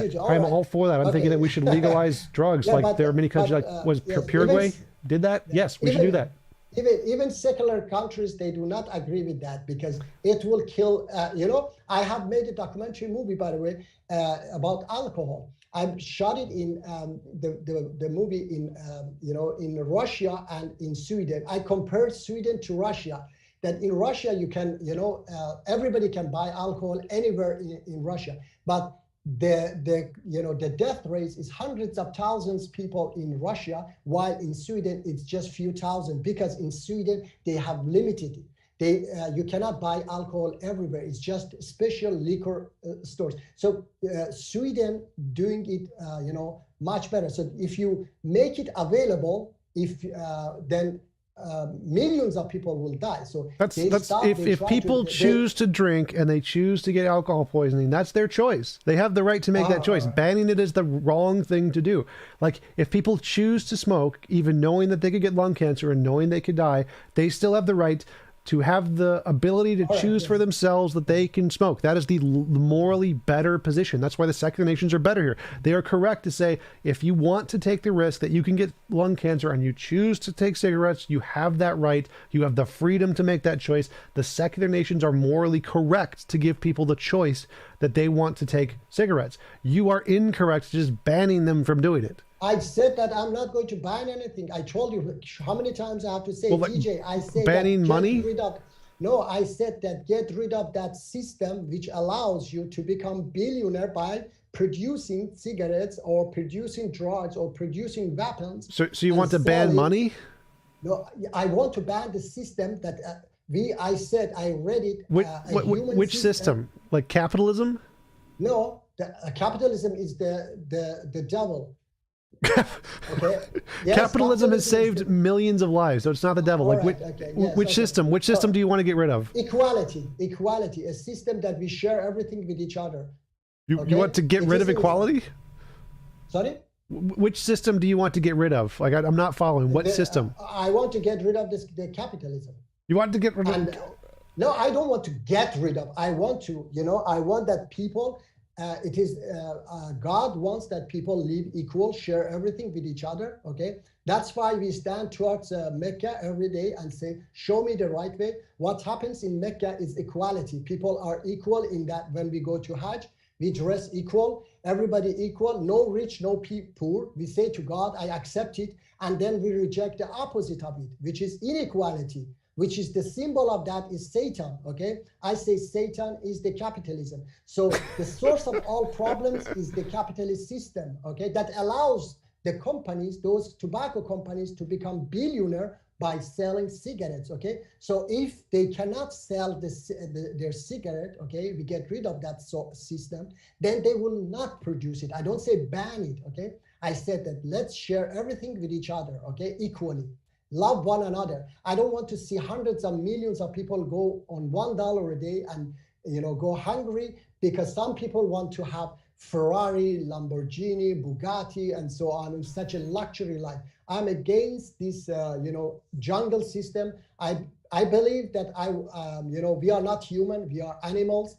I said it in the beginning that God wants us to be human, okay? And a human is the one who sacrificed for others, for his own kind. Animal. So you think that, do you think that Adolf Hitler was a human and you are a human? I don't think so. Yes. I don't. We were both If you're humans, human- and humans are also animals. Like, yes, we're both humans. No. Okay.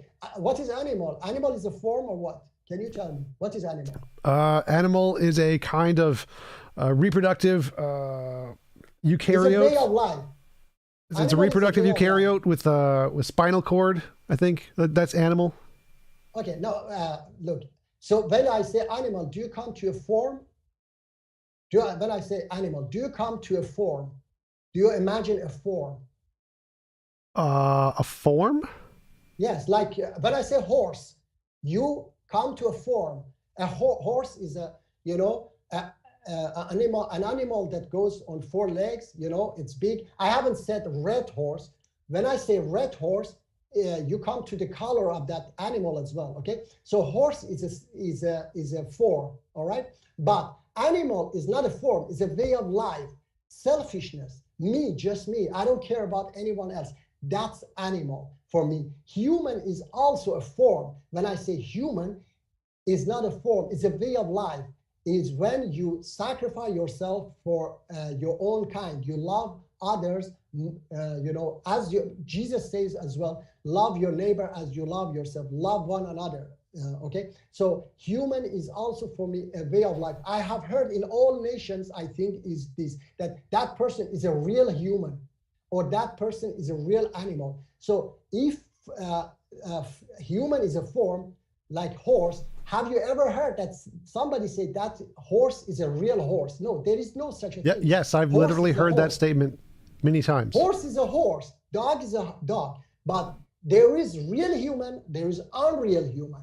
Okay. Well, so I get what you're trying to say. When I hear animal, I think of the biological evolutionary definition. When I think of human, I think of the biological evolutionary definition. But I understand what you're trying to say. But so back to the point, capitalism is not evil. Capitalism has saved billions of lives. Is it perfect? Okay. No, but capitalism does work. Capitalism works better than socialism or communism. Why Hold on, one sec. billions of people? No, can you explain billions of people how?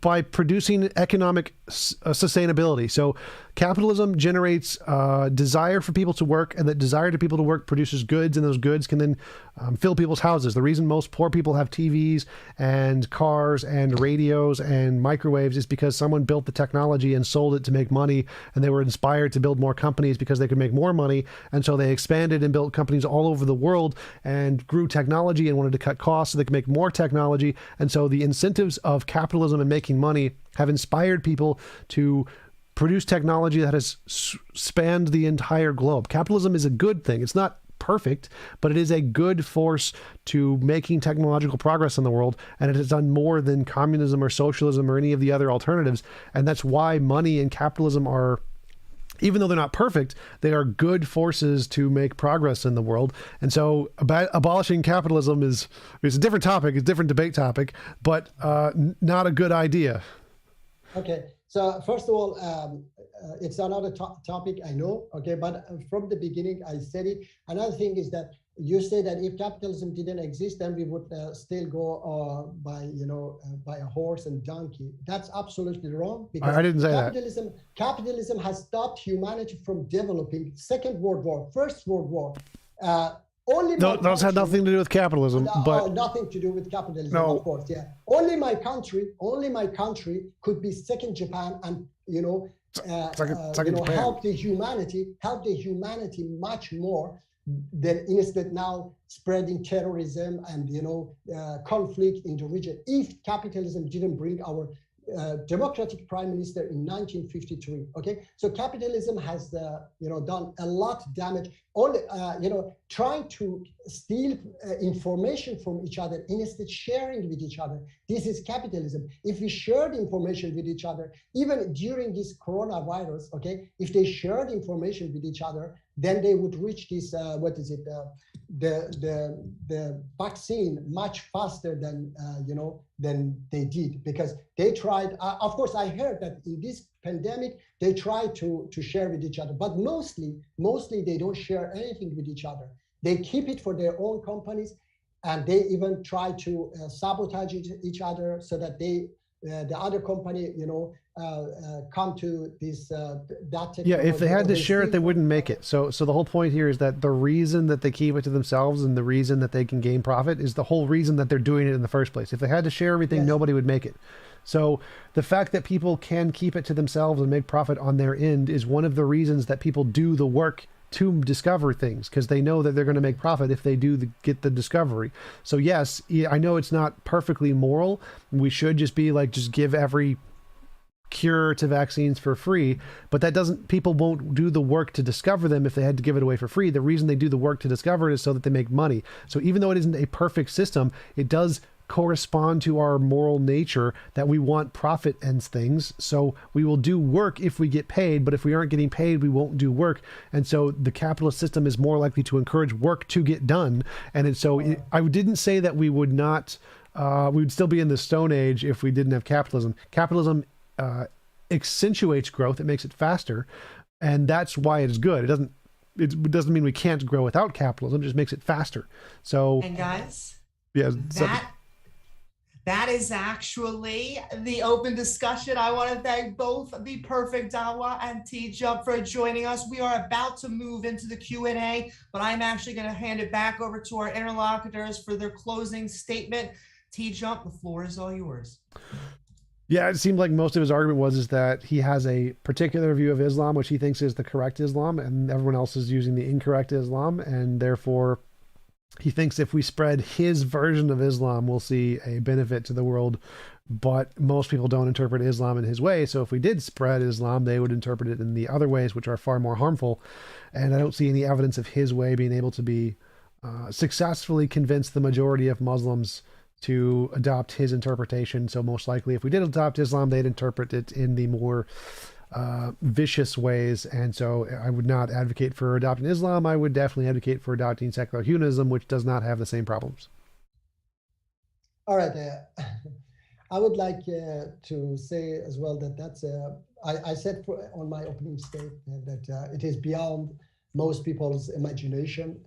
We are living in this, dimension, and that's kind of another dimension. Of course, it's because we have been living in this jungle too long, so it is most probably very impossible for many people to see something beyond that. And I said to you, TJ, that TJump, sorry, Tom, yeah, and that I'm not alone. We are millions. And that interpretation is not just mine.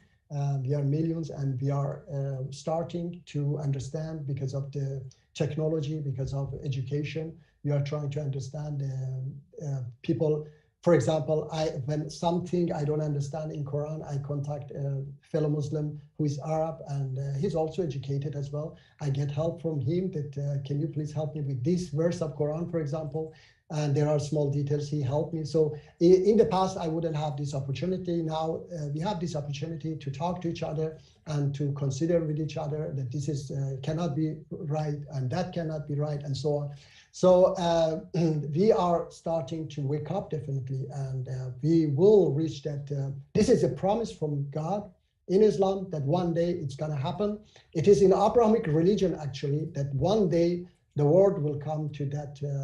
We have Messiah, all of us, and one day the world will be filled with justice and equality. And yes, I was going to say that you said that people will not do anything for if the money doesn't exist. That's, of course, that's when we are want to live like animals, okay, in this jungle. Yes, we don't do anything for money.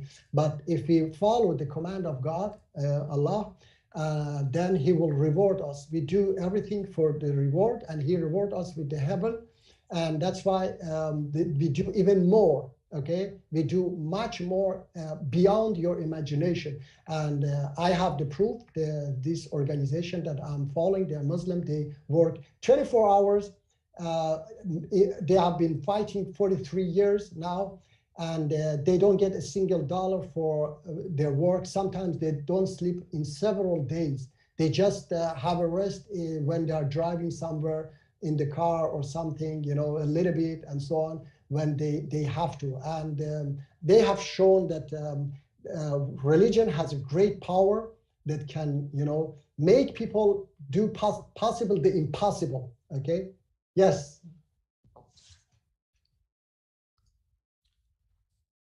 That was all. Woo, woo, woo. Thank you both. Oh, let me make sure the screen.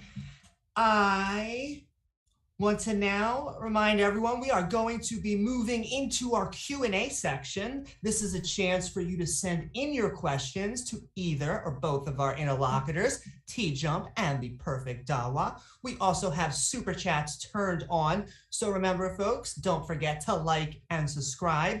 But with that, let the fun begin. We have 1990 in Malaysian from Azira Schizophrenia.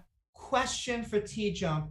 How do you refute someone who says physics shows the authority of God over us? Is there any evidence for that? Like, it's like saying potatoes show the superiority of the potato monster over us. Like, you'd have to actually provide evidence or something. Like, just an assertion that physics exists, therefore God, isn't actually evidence of anything.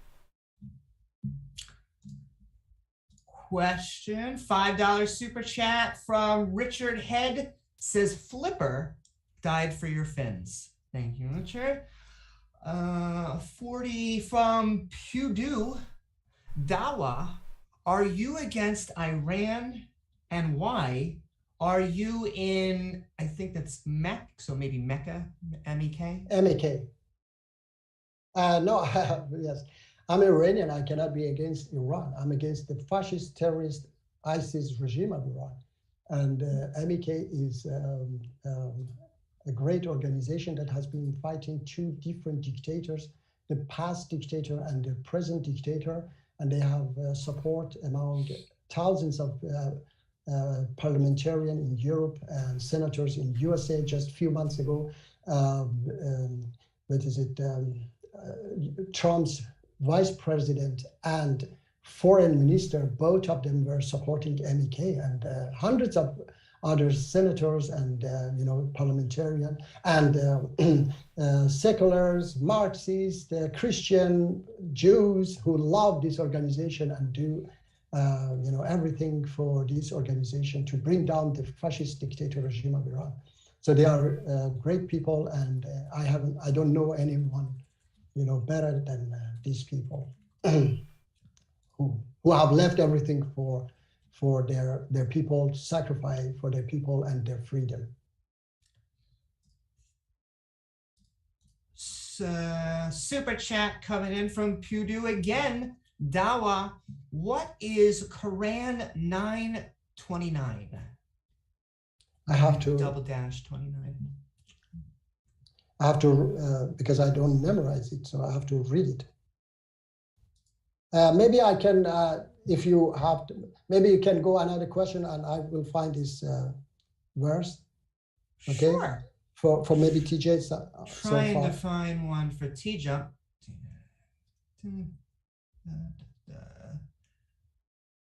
Go to normal question.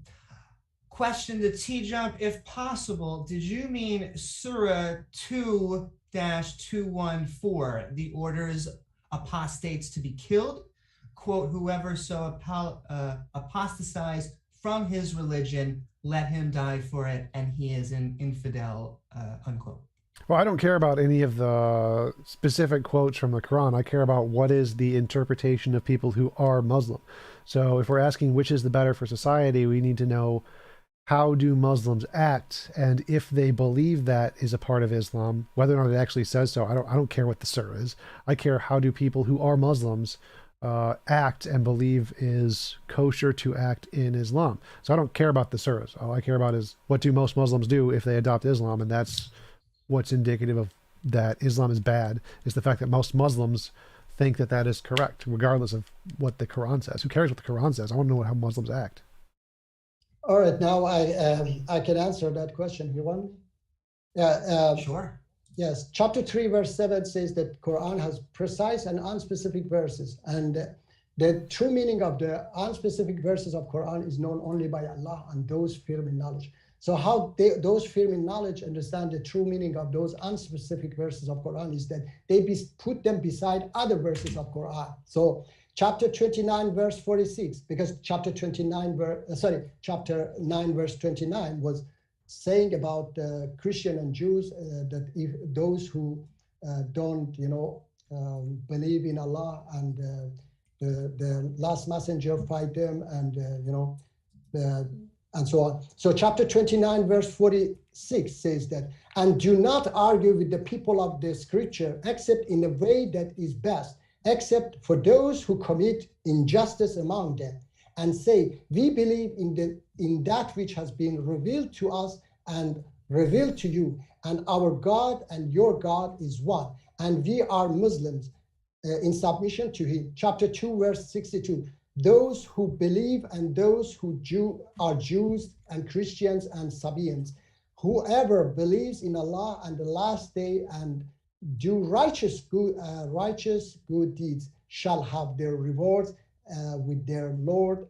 On them shall be no fear, nor shall they grieve. So there are many other verses of Quran that talks about Jews and Christian. So people take one verse out of context and say that, oh, look here, Allah says this. But you see that in other verses, Allah says, how to deal with them. It is all about those who fight you. In Islam, there is no compulsion of religion, and you cannot fight non-combatants, okay? Only those who attack you, and as long as they fight you, okay? If you want, I can bring up the verses as well. As long as they fight you, when they stop fighting you, you have to stop fighting too, because Allah does not like those who start the fight. This is clear verses of Quran. And then I will have to say that after this, right away on my channel, I go live, and those who have more questions, please welcome and join me on my channel right away after this, and I can talk to you longer there. That's right. If you like what either of our interlocutors say, both of their channels are linked in the description below. $5 super chat from Mr. Monster. Destroying the idols in Mecca was an act of terror, was it not? All right, it wasn't in Mecca, it was in Kaaba, and Kaaba was built by Prophet Abraham, and for a great reason. I was talking about that God wants us to, want to guide us out of the jungle, and that Mecca is and the most important place in Islam. Is like that somebody comes and build something in your house that you don't believe and you don't want it there, then you want to throw it out. Okay, so that's is not is not a crime, is nothing bad, because, for example, you change a mosque that Muslim have built, and somebody come and occupy it and build idols there, put idols there, then you have the right to, when you take it back, you have the right to remove them, because it was yours from beginning. You built it there. Okay, so and there is no compulsion in Islam, and you can have your idols anywhere else. That's up to you. Your judgment is with God, not with me. $5 super chat from Zwexel. Death for apostasy is very well established in the Hadith, not the Quran. It is a consensus among all major scholars throughout history. Okay, it's yes, many scholars now they reject it. Okay, and it goes. You have to first know it doesn't, because it is like this, that every Muslim knows that when I die, I will be questioned by God, not those scholars. If I go and kill an apostate, okay, and Allah asks me why you killed that apostate, I cannot say that the Hadith said it and then those scholars, they agree with that. He will punish me because I went against Quran. Quran says no compulsion in religion. Hadith cannot come and say, and Quran, I read for you several verses of Quran that says that their punishment, those who reject, those who believe, and then the apostates, and leave Islam, their punishment is with Allah, not with me, okay? And Allah doesn't say anywhere in Quran to go and kill apostates. In fact, it says in many verses that you have no right to kill innocent people or non-combatants and no compulsion in religion. I can read for you many verses of Quran that goes against that hadith. So any hadith goes against Quran is fabricated. Whoever say that, okay? Thank you. And back-to-back super chats from Zwexel. Killing for apostasy is hypocrisy because they are killing people for doing the exact same thing that they themselves encourage others to do. Was it for me or? I am not 100% sure.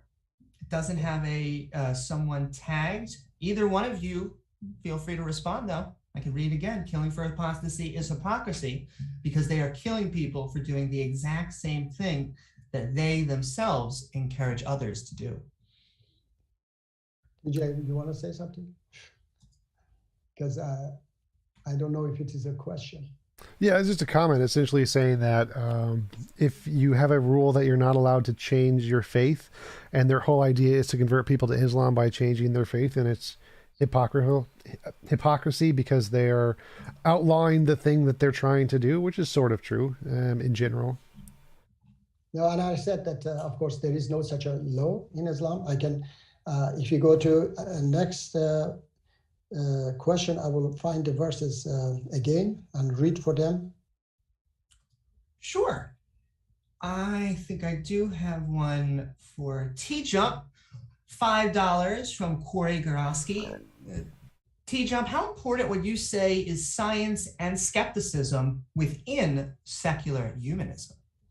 It's probably like the most important thing. Most people like worship science essentially and skepticism. It's one of the most foundational tenets of the ideology. Okay, let me read for you this chapter 16, verse 106. Whoever disbelieves in Allah after his belief. So this is about apostates, except for one who is forced to renounce his religion while his heart is secure in faith. But those who willingly open their breast to disbelief, upon them is wrath from Allah, and for them is a great punishment. And there are so many other verses. So there is nowhere in Quran says that their punishment is by me or by, some uneducated Muslim from a far remote village of Afghanistan or somewhere else, goes and kill people because they disbelieve. There is no such a thing in Quran. We have no right to judge people because these people can come to Islam tomorrow or next year or in 10 years. So Allah says in Quran that He gives. Let me find the verse for you very fast. In chapter 16, verse 61, if Allah were to punish people immediately for their wrongdoing, He would not have left a single living being on earth, but He delays them for an appointed term. And when their term arrives, they cannot delay it for a moment, nor can they advance it. So Allah says here that it is His decision when He can take out someone. It's not my decision. So He's not going to punish people immediately, and I have no right to punish people immediately either, okay? Because they have the right to repent in Islam, so we have no right to kill anybody for anything except for self-defense. And that's as the last option, not the first option. Thank you. $2 super chat from Joe Schwartz. Can each one of you say one nice thing about each other? I'm actually a big fan of his version of Islam. I think the moderate version of Islam is something that should be very lauded and praised, because I think that the moderate version of Islam is a huge improvement over the majority version of Islam. So I think that his work is very important, and I am very happy to support his work and his interpretation of Islam, and think it should definitely be more accepted and interpreted by secular nations, more accepted his version than the contemporary one. Thank you very much. And I say also that as long as you try to help humanity, which I am happy that you at least believe in, secular humanism, not that you don't believe in anything. Okay, that's good as well. And as long as you do good things and then you try to help people, that's a great thing. And we are brothers in creation, as Islam has taught me, that we might have disagreement and we have to help each other. Yes, and I would be more than glad to work with you than with some extremist Muslim who want to kill you because you disbelieve or because you are someone else is apostate. So I prefer you over them, because at least you are not going to kill people unjustly. All right. Thank you, both of you. 40 rupees from Pudu again. Dawa, why Allah want to test us? Says no Muslim ends me yet. I think he's saying he's not a Muslim yet, but why does Allah want to test us? I don't think it's I don't take it as a test. I take it as he wanted to. He created this animal, but he gave us the ability to understand. So, and he wanted us to develop to that human nature, or that nature as a human way of life, by his guidance.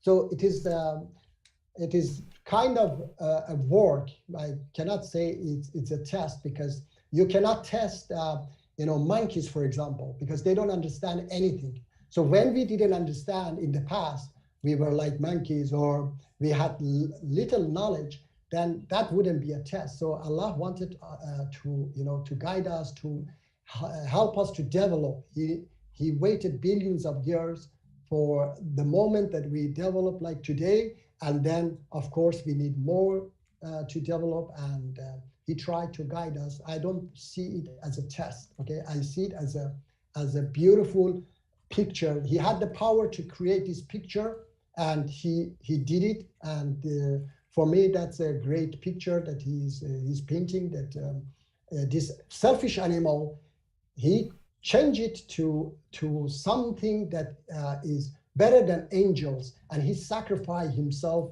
for his own kind or his own belief. Okay. Thank you. $5 super chat from Zargos.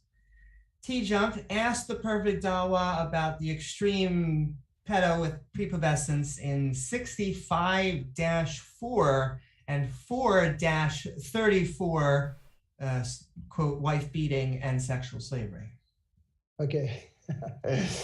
Let me answer that. There is no that verse doesn't talk about prepubescent girls.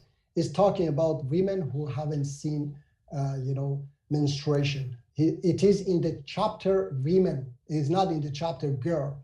Al-Nisa means women. Okay, so those who have translated or interpreted in that way, they just have gone after that fabricated hadith, because it says that your wives and their period waiting period is 3 months. And for those who haven't seen a menstruation, it doesn't say girls or who haven't reached, for example, age of menstruation. And then about the wife beating, let me tell you that also. Chapter 434 says that, first of all, this is Quranic verses have come to solve problems, okay?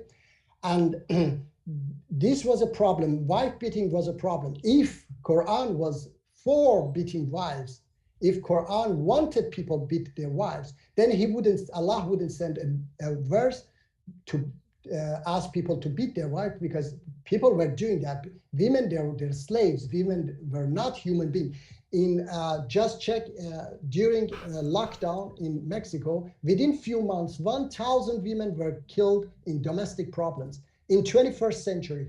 So Allah didn't need to send a verse say that to men to beat their wives. They were doing it. Only if they didn't do that, then he wanted them beat their wives, then he would send a verse and say, oh, why you don't beat your wife? You have to beat your wife. So this doesn't make sense at all. The verse says that men are providers of women by what Allah has given one over the other and what they spend from their wealth. So righteous women are devotedly guarding in the absence, husband's absence, what Allah would have them guard.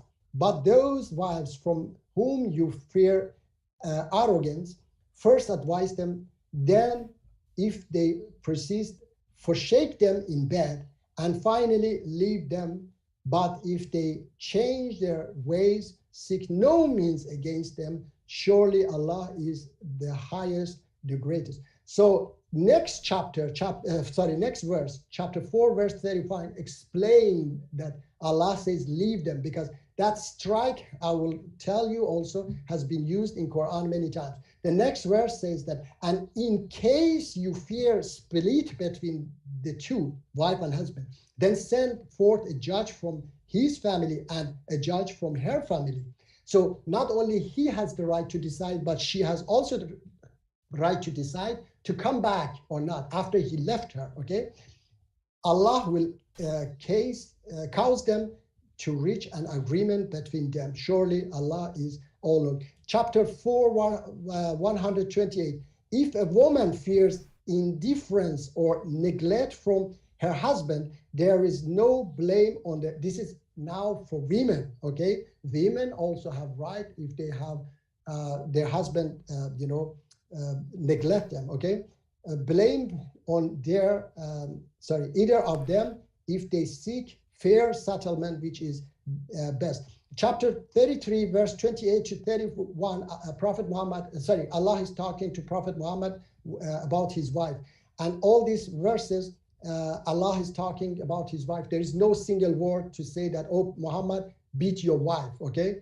And chapter 66, verse 1 to 5 is the same about Prophet Muhammad and his wife. Allah doesn't say a single word that you beat your wife. Strike is ignored in chapter 43, verse 5. So there are a lot of verses. As I said, if you like to hear more, you can come to my channel after this, and I will read all those verses for you.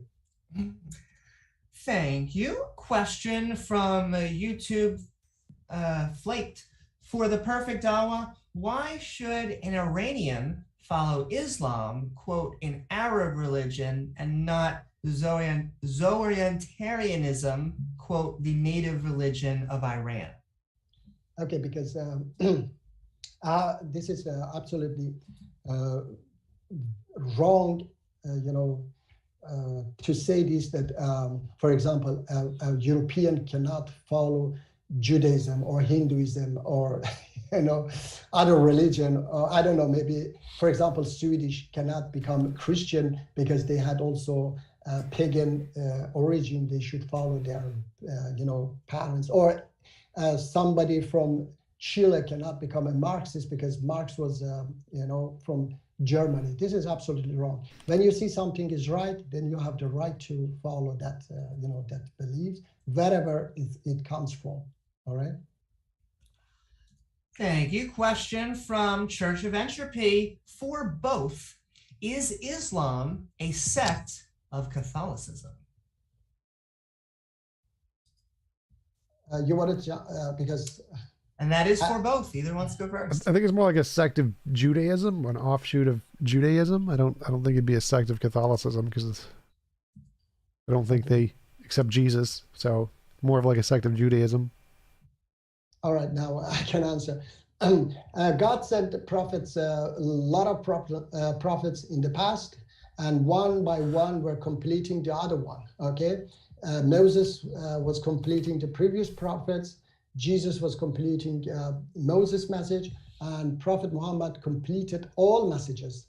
As I said in the beginning, that God wanted to solve our problems entirely. So he put his final message, which I read, and said that it is equality in Quran and in Islam, and gave it to Prophet Muhammad. so that that message take us out of the jungle we are living in, and everybody love one another, share everything with each other, and get rid of this jungle system that me, just me, and I'm ready to kill millions of people to become richer and richer. So this is my answer to that question, that it is the completion of the previous messages, not a sect of those messages. Yes. And then a follow-up and a reminder, you can always send your questions to either or both of our debaters. Once again, a follow-up from Church of Entropy to both. Who wrote the Quran? What evidence supports this? I don't know. Okay, who wrote the Quran? Quran was memorized by many companions of Prophet Muhammad, and it was written in partly on different, skin and so on, and woods, but entirely was memorized by a companion of Prophet Muhammad, peace be upon him. And because after Prophet's death, and so there were some battles, and some companions were killed, so they decided that they have to put those verses in a book so that it is saved.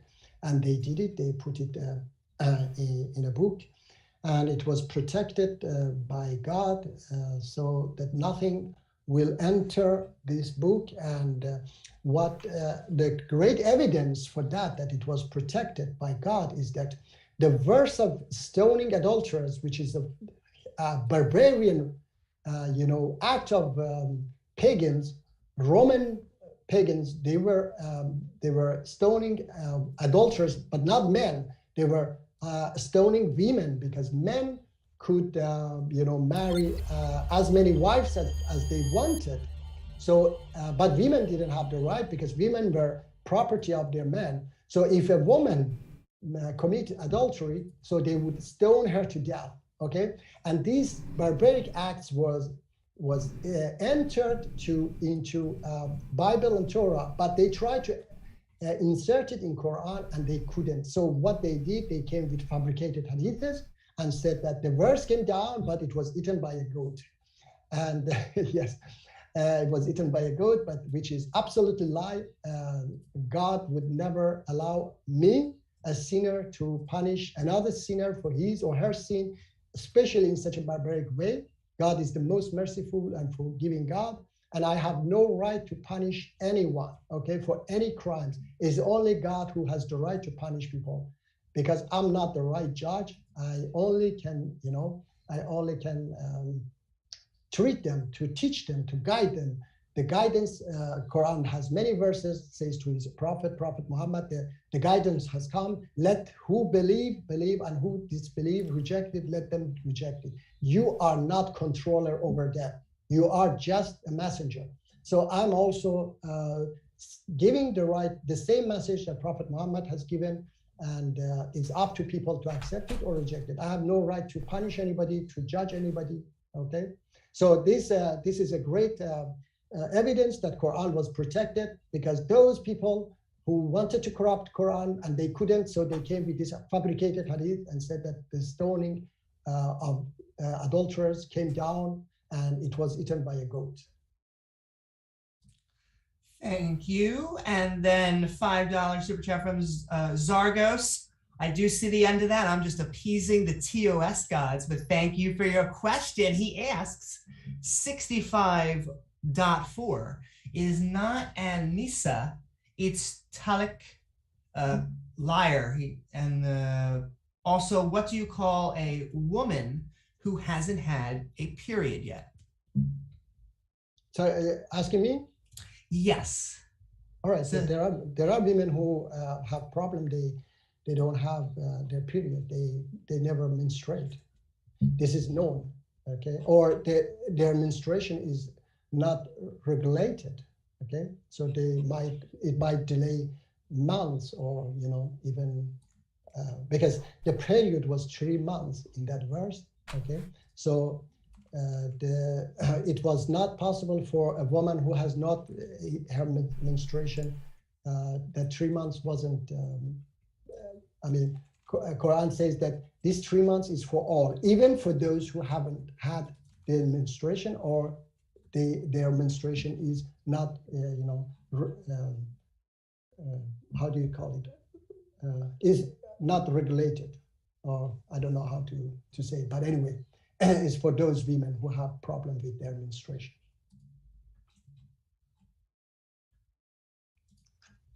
Thank you. And then a question coming in from Gina. Gina from Cologne. My question to the perfect Dawa: which one of the 38 different Arabic Qurans do you follow? The YouTube channel DCCI published scientific research on the thousands of textual variants plus errors. Okay, I don't know who is that, because I gave you a clear evidence that that Quran was preserved and protected, okay? And those scholars who wanted to enter a verse in Quran, they couldn't, okay? They came with many fabricated hadiths, okay? And said the verse came down and it was eaten by a goat. So if Quran was corrupted, they would easily insert that verse as well there. They did it with Bible and Torah. And I say to my, brothers and sisters, Christian brothers and sisters, and Jews, that the most loving God would never allow us to stone another human being to death. So those verses in those books are fabricated. That's why those books have been, fabricated or corrupted. But they couldn't do that with Quran, and they did in this way. So this is, if it was possible, if what they said is correct, there are some, a little bit maybe, how do you say it, different dialect maybe, but the meaning hasn't changed. The meaning is exactly how it came and how it should be, okay? So there is no, for example, as I said, a verse that has been inserted from a man or a person has been inserted in Quran. All verses are from God himself. Thank you. And question from Duncan for TJump. Are you excited for Skynet? Doesn't the Terminator franchise offer an example of an ideally secular form of civilization? Sort of. Like, yes, I'm looking forward to AIs actually taking over. It won't look like Skynet. We'll have a morality that is placed into them. Kind of looks like my morality and my YouTube channel. So no involuntary imposition of will. Impossible to force anyone to do anything they don't consent to doing. That'll be more like what society is going to look like when we have AIs. And yes, I'm looking forward to that. Thank you. And question from Pudu. Ask the perfect Dawa. Ask that Dawa guy why Islam is not compatible with other religions. What do you mean compatible? In which way? Do you understand? I don't, but he can always send in a follow-up to that if he wants. Yeah, give an example why it's not compatible. Why? I mean, Islam has the final message and the message that humanity needed, as I said, and then I don't know what he wants to say exactly. Okay, so he better write, or he even can, as I said, can call in after this. Call in on my channel. I will be live, and he can talk to me directly. Thank you, and a big thank you for a $20 super chat from Doc. If it was perfectly memorized, why did the prophet say, "May Allah bestow his mercy on him, as he has reminded me of such and such verses of such a surah"? He's quoting someone, Sahih al-Bukhari, after hearing a man recite the Quran. One second. Okay. I got to go to the bathroom, so I'll be back in a minute. And Amy, I put one of the super chats on my channel, which was a question for him. If you could read that like last or right before you go. Sure. Be back in a minute. Okay. I don't know. I said that this is not a Sahih Bukhari. It has a lot of fabricated hadiths in that Bukhari. So I don't believe everything Bukhari has said. As I said, that he put this. He said that a verse of Quran is missing, and that's absolutely trash, because all verses of Quran are in Quran. He and Muslim is another hadith fabricator who put these fabricated hadiths and said that the verse of stoning came down, but it was eaten by a goat. So that's why it is not in Quran. So they tried in many different ways to put their own beliefs and ideas and in hadiths. So as I gave a good example that why it is perfectly preserved, that they tried but they couldn't to insert this verse, so they put it in a hadith. And I would like to say here as well again, I have said it several times before, that I want to have a debate with Daniel Hagagaju, and because he's misrepresenting Islam. He represents a very fascist view of Islam, and somebody like me has to stop him and show that he has zero knowledge of Islam. Islam is not what these backward ISIS followers describe. So I would like to ask him for a debate here on modern day debate. And I asked James last time. I don't know if he has asked this. Daniel, I call him Daniel ISIS Jew. Thank you. And then a super chat coming in from Garrick, $5. Can you say one bad thing that true Muslims have done or do? Also, have either of you read Tommy Robinson's book or Simon Rushdie? I'll ask TJump the end, but if you'd like to answer, floor is yours. Perfect, Dawa. Oh, yeah. I can say thousands of bad things that people do, okay?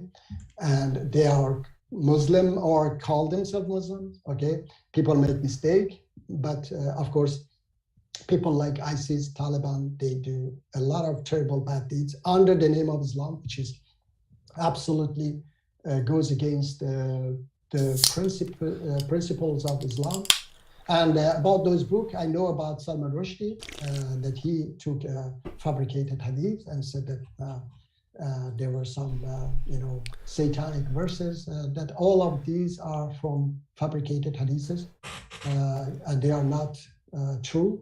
They are just some people were writing books to sell them and become richer.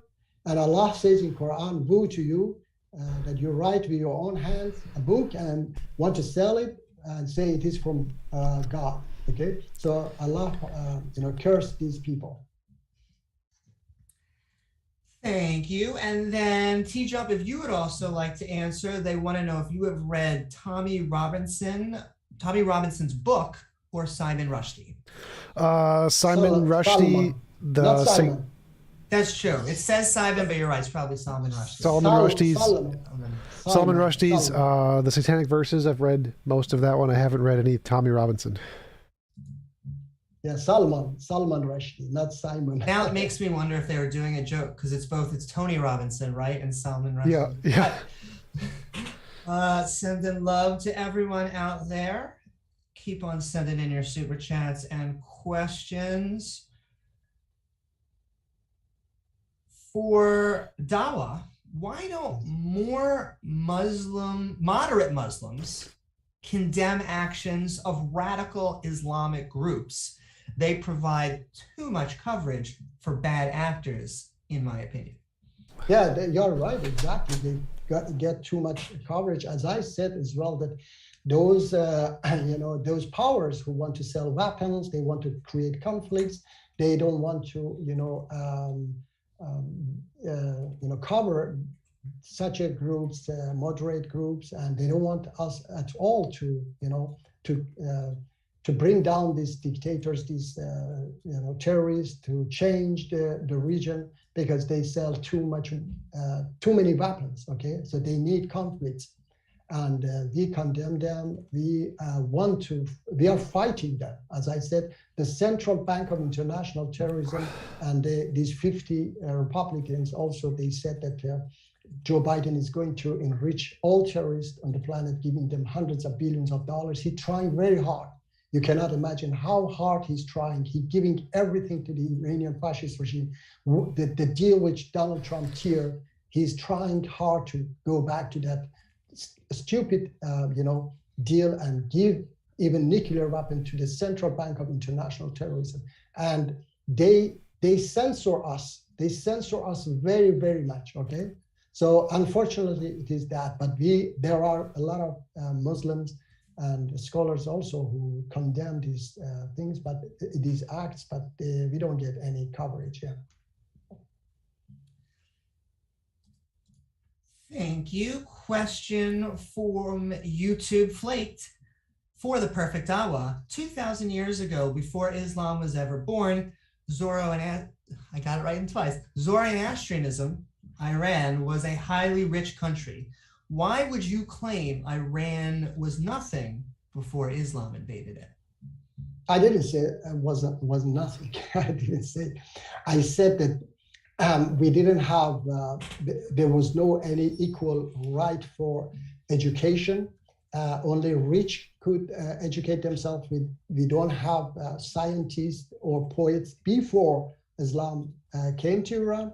After Islam came to Iran, even poor classes, they could also study. So they studied hard, and we had a lot of, artists, a lot of poets, a lot of scientists. As I said, Ibn Sina is one of them. Okay, so there were a lot of injustice before Islam come to Iran, and that's why some few Arabs could easily occupy an empire, because people didn't want to fight these new ideology. They saw them as, freedom fighters or whatever. That's why they didn't want to fight them back. Otherwise, few Arabs with, just sword couldn't occupy one of the biggest empire at that time. Question from Muhammad Rashid. And for the perfect Dawa, wasn't the MEK, which the perfect Dawa belongs to, recognized as a terrorist organization throughout most of Europe and North America? Okay.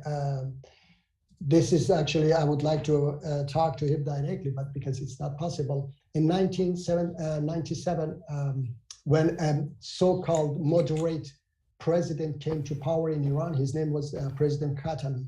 So President Clinton wanted to appease that so-called, moderate president. So they put the biggest enemy of Iranian fascist regime in terrorist list to empower these so-called reformists against those so-called conservatives. But it turned out that it was a wrong policy, and MEK went to the court. And in 2003, by the way, Europe, by force of Jack Straw, British foreign minister, a corrupted man who was kicked out of the parliament a few years ago for corruption. That man forced also Europe to put MEK in terrorist list in order to appease the fascist regime of Iran. But the two courts in Europe and UK in 2009 removed MEK from terrorist list, said that this group is exactly freedom fighters. They're like partisans. They are not terrorists. So they forced European Union to remove MEK from terrorist list, and a court in Washington forced Hillary Clinton to remove MEK in 2012. Because all these courts, when it comes to the court and to justice, MEK wins. But when it comes to politics, yes, MEK lose, because politics, they think about their interest, the money, the oil, the weapon they want to sell. But courts think about, care about justice. And the courts, they ordered to all these governments to remove these freedom fighters from their, what is it? Sir, the parliamentarian who was killed a few months ago in London, Sir, what was his name? MS? Yes, do you remember? He was killed by a knife man. Sir MS. It was a few months ago he was killed. He was one of the greatest, supporter of MEK, and he was one of them who fought hard to remove MEK from terrorist list. He was a great man as well, and he was killed by terrorists, unfortunately. Thank you. And then a question from Mohammed Rashid, but in a different direction, to TJump. Is TJump aware that on the Shahafi school within Sunni, which makes female genital mutilation mandatory, the majority of Muslims do not practice this? Okay. I don't see how that's relevant to what I said.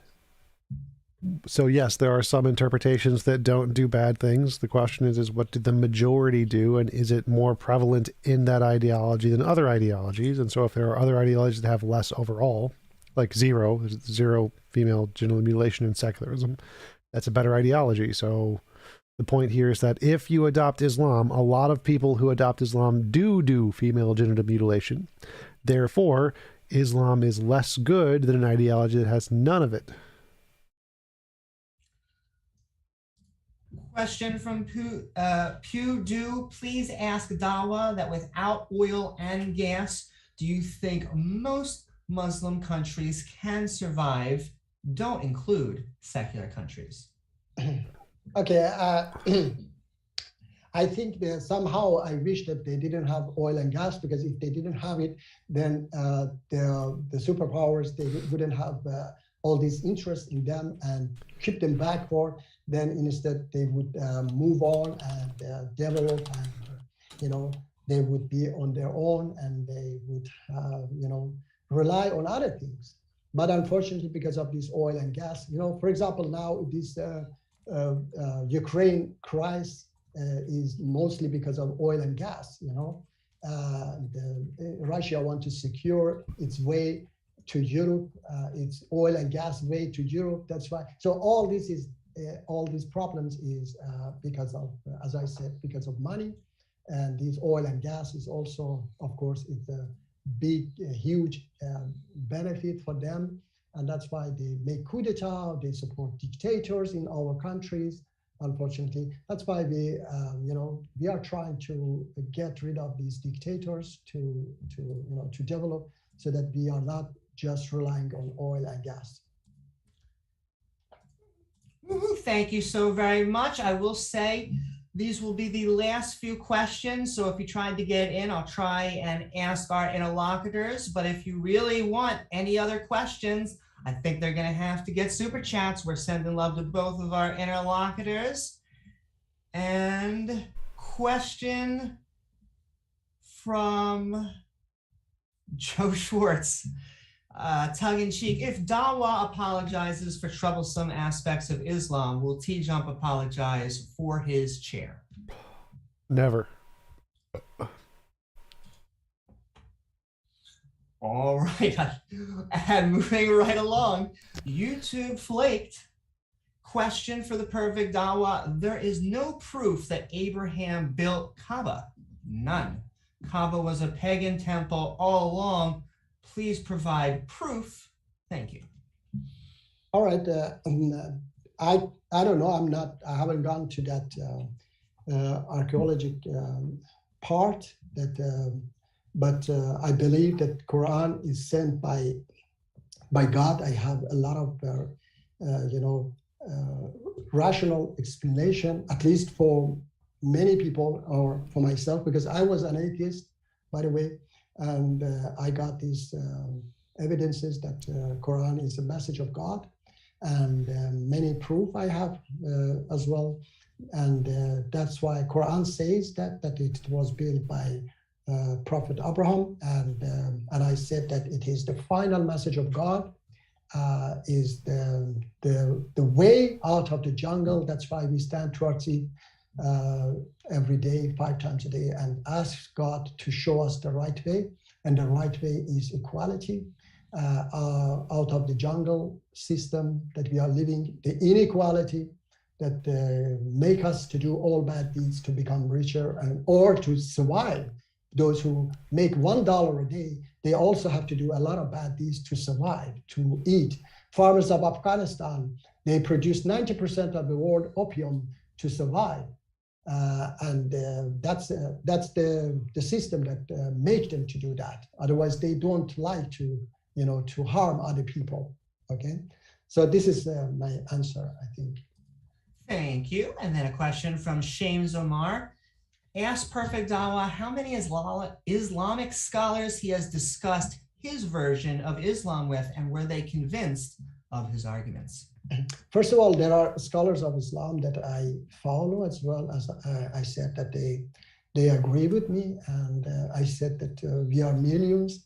And I have had discussion with 2 scholars. One of them was too ashamed to share with me the video because he made a stupid argument about that verse of Quran, which was, they say that it was eaten by a goat. And he was a scholar. I don't say his name. Then another scholar, he was also too ashamed, and he was saying, don't record it, but I record it, and it is on my channel. And yes, of course, they were both, extremists, and they were not agree with my, my interpretation, because they were extremists. And one of them was saying, for example, that we stone people because we want to, purify them, so that when they go other side, they are not going to be punished.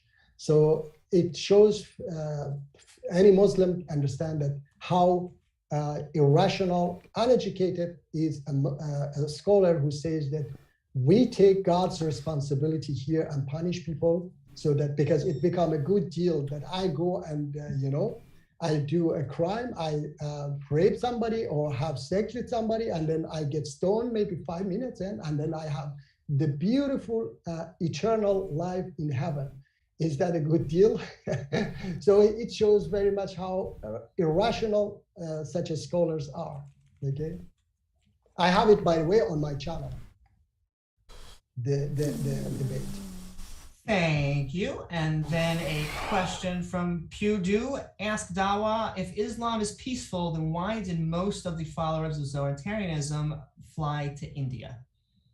All right, Islam is peaceful, but of course, I said that not many, not everybody are peaceful, and some have gone after these fabricated hadiths or wrong interpretation, but mostly after fabricated hadiths, and after following the scholars, wrong scholars who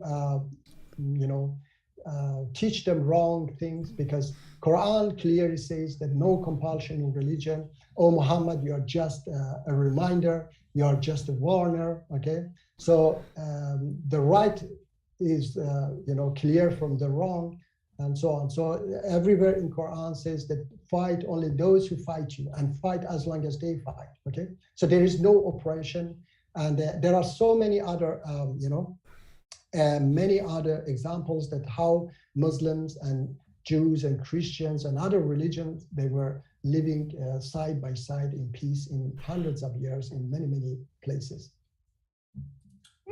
Thank you so very much. Question from Free Somali Minds. For Perfect Dawa, are you Sunni or Shia? No, I'm none of them. I converted to Islam because I believe that Prophet Muhammad was not Sunni or Shia. So I follow Quran and those hadiths that, everything matches with Quran, even hadiths that match with Quran, then I follow them. I'm not following a, particular sect of Islam. Thank you. Question for Your Way or Yahweh, tested by fire. Tell your friend TJump that I would be willing to humble him to the reality of Christianity being an objective truth. Sure. Is it that Sabat, you know that, TJ? I think he's the guy. Have you seen him? I don't think so, but if he pays my $50 debate fee, he can debate me. But just wait for him to pay me my $50. We support that. And hey, come contact James and all of us at Modern Day Debate. We'd love to have you. And all right, this is looks like the last 3 or 4 questions. Free Somali minds for perfect Dawa. Quran 16-75 talks about slavery. Do you believe slavery is good for society? Absolutely not. I have to read the verse. Quran always say about treating people well and freeing slaves, because slavery. I said that Quran, Allah wanted to solve all problems, but He didn't because it was too early. He didn't intend to solve all problems immediately. So He wanted to solve problems step by step, because there is no compulsion in religion. That's why He sent hundreds of thousands of prophets one by one, slowly. And that time was not possible to, abolish slavery, right away entirely. That's why Allah says that if you do this, you have to free a slave. If you do that, you have to free a slave. So Allah is against every oppression, and slavery is also another type of oppression. So Islam doesn't agree with slavery, and yes, as I said, it wasn't meant to solve all problems immediately, but slowly, because people wouldn't understand. They were not prepared for all problems be solved totally. Even today, people are not prepared for many messages of Islam. As I see, even Muslims are not prepared. Last night I was talking to a Muslim YouTuber, and I was telling them about mercy, forgiving, and they were, oh, what do you say? No, come on, we have to execute murderers and so on. And I was giving them verses of Quran, they were rejecting, and they were Muslims. I said, Prophet Muhammad says that the best, the pleasure you get from forgiveness, you will never get it in revenge. And you say that, no, we have to punish people. So you go against teachings of Prophet Muhammad yourself. So people were not prepared at that time. Even today, most people are not prepared. So slowly, yeah, we have to educate them. Yes.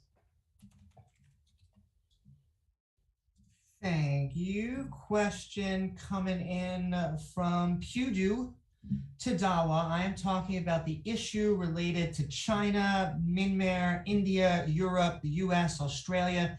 Each country which I mentioned doesn't have good relations with Muslims. TJump, your input too. So I guess for both of you. Yeah, so they don't have, I don't know from where he get this. China is one of the greatest supporters of the Iranian fascist regime. Russia, North Korea, Europe, USA, they support Iranian regime. They have been supporting in 3 years, okay, in many different ways. So I don't know from where he said. China has signed a 25 years agreement with Iranian fascist regime a few months ago, and they kept it secret from Iranian people. So I don't know from where he says that they don't have good relation. They have relation, but in a bad way, unfortunately. I don't know some other countries he mentioned. I didn't remember all countries, but China, Europe, USA. So they have a good relation with all these terrorists and dictators. Thank you. Oh, and then TJump, if you wanted to respond. Well, I think he was talking about bad relations in that Muslims cause wars and conflicts all over the world, and so the fact that like there's a big conflict between Islamic countries and Indian countries right now, and so they don't really get along. And I think he's asking the question, why is it that Muslim countries and other countries that aren't Muslim often get into conflicts and wars and don't get along? And he seems to be implying it's because of Islamic doctrines of war and conquest exemplified by Muhammad. Question from Joe Schwartz. TJump, what is your favorite thing about Islam? Dawa, what is your favorite thing about atheism? This, I don't know. I said it actually. I said that I prefer atheism over those barbarians like ISIS, Taliban, because at least they don't, commit all those terrible crimes. And but those, yes, of course, I don't accept atheism, and I said that I have said it many times before as well, that I prefer them over these barbarians, of course, in any religion, of course, even if we say that, Stalin, of course, he was an atheist as well. I wouldn't prefer Stalin over anything, I prefer those peaceful atheists over those violent, Muslims. And so we only got 2 questions left because I combined the last one into a big one. I think TJ should also answer. Yeah. Oh, yes, that's right.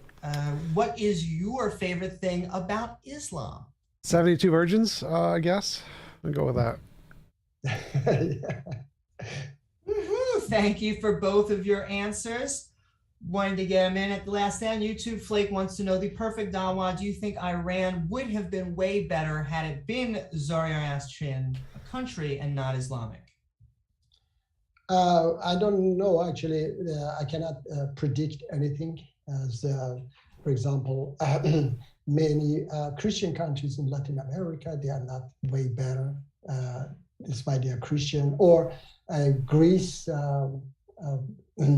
they were pagans, now they are Christians. If they were better, way better, if they were still pagans or not, I don't think so. So they were, during that time, I said that it was such a dictatorship that people wanted to get rid of that dictatorship. That's why they didn't fight Muslims at that time. So it wasn't way better that time either. There were dictators and so on, yes. And with few teachings, you cannot, get rid of all problems. Yes. And all right, the last question of the night. It's a big one for the perfect Dawa because it's got 3 sets of verses. Can you ask the perfect Dawa about 2-223? And then can you also ask him about sex slavery in verses 66-1 and 66-2? I have to read because those verses, because I, as I said, I haven't memorized all those verses. Okay, so I would ask him to come to my channel, and then I will talk to him there, and I will have more time to read the verses and then answer him, because I have read the verses, but I don't memorize them. Okay, and I said that slavery and every kind of oppression in Islam is condemned, and Islam has tried always to release slaves by different ways. Okay, if you do this, if you kill someone, you have to release a slave, and so on, many different ways. Thank you so very much. That was a great transition, in fact, because I want to thank you all for joining us on Modern Day Debate. We, of course, are a neutral platform welcoming everybody from all walks of life. If you're looking for more fantastic debates in the future, please don't forget to like and subscribe, including tonight's debate on Islam versus atheism, which is best for society. I do want to thank both of our interlocutors, TJump and the Perfect Dawa, for joining us today. And if you liked what either of our guests said, both of their links are in the description below. With that, I am Amy Newman with Modern Day Debate. We hope you continue having great conversations, discussions, and debates.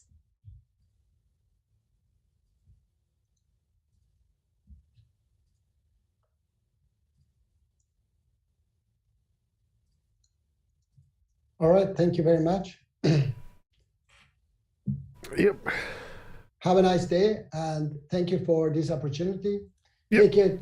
Nice to meet Yeah, you. thank TJ, you guys. See you later. Thank you, the perfect Dawa. This was a Thank you. fantastic debate. Thank you, Thank TJump. you. Thank you, Thank guys. you. Thank you. Bye. I have to go live now. See you All right. guys Good later. luck Take going care. live.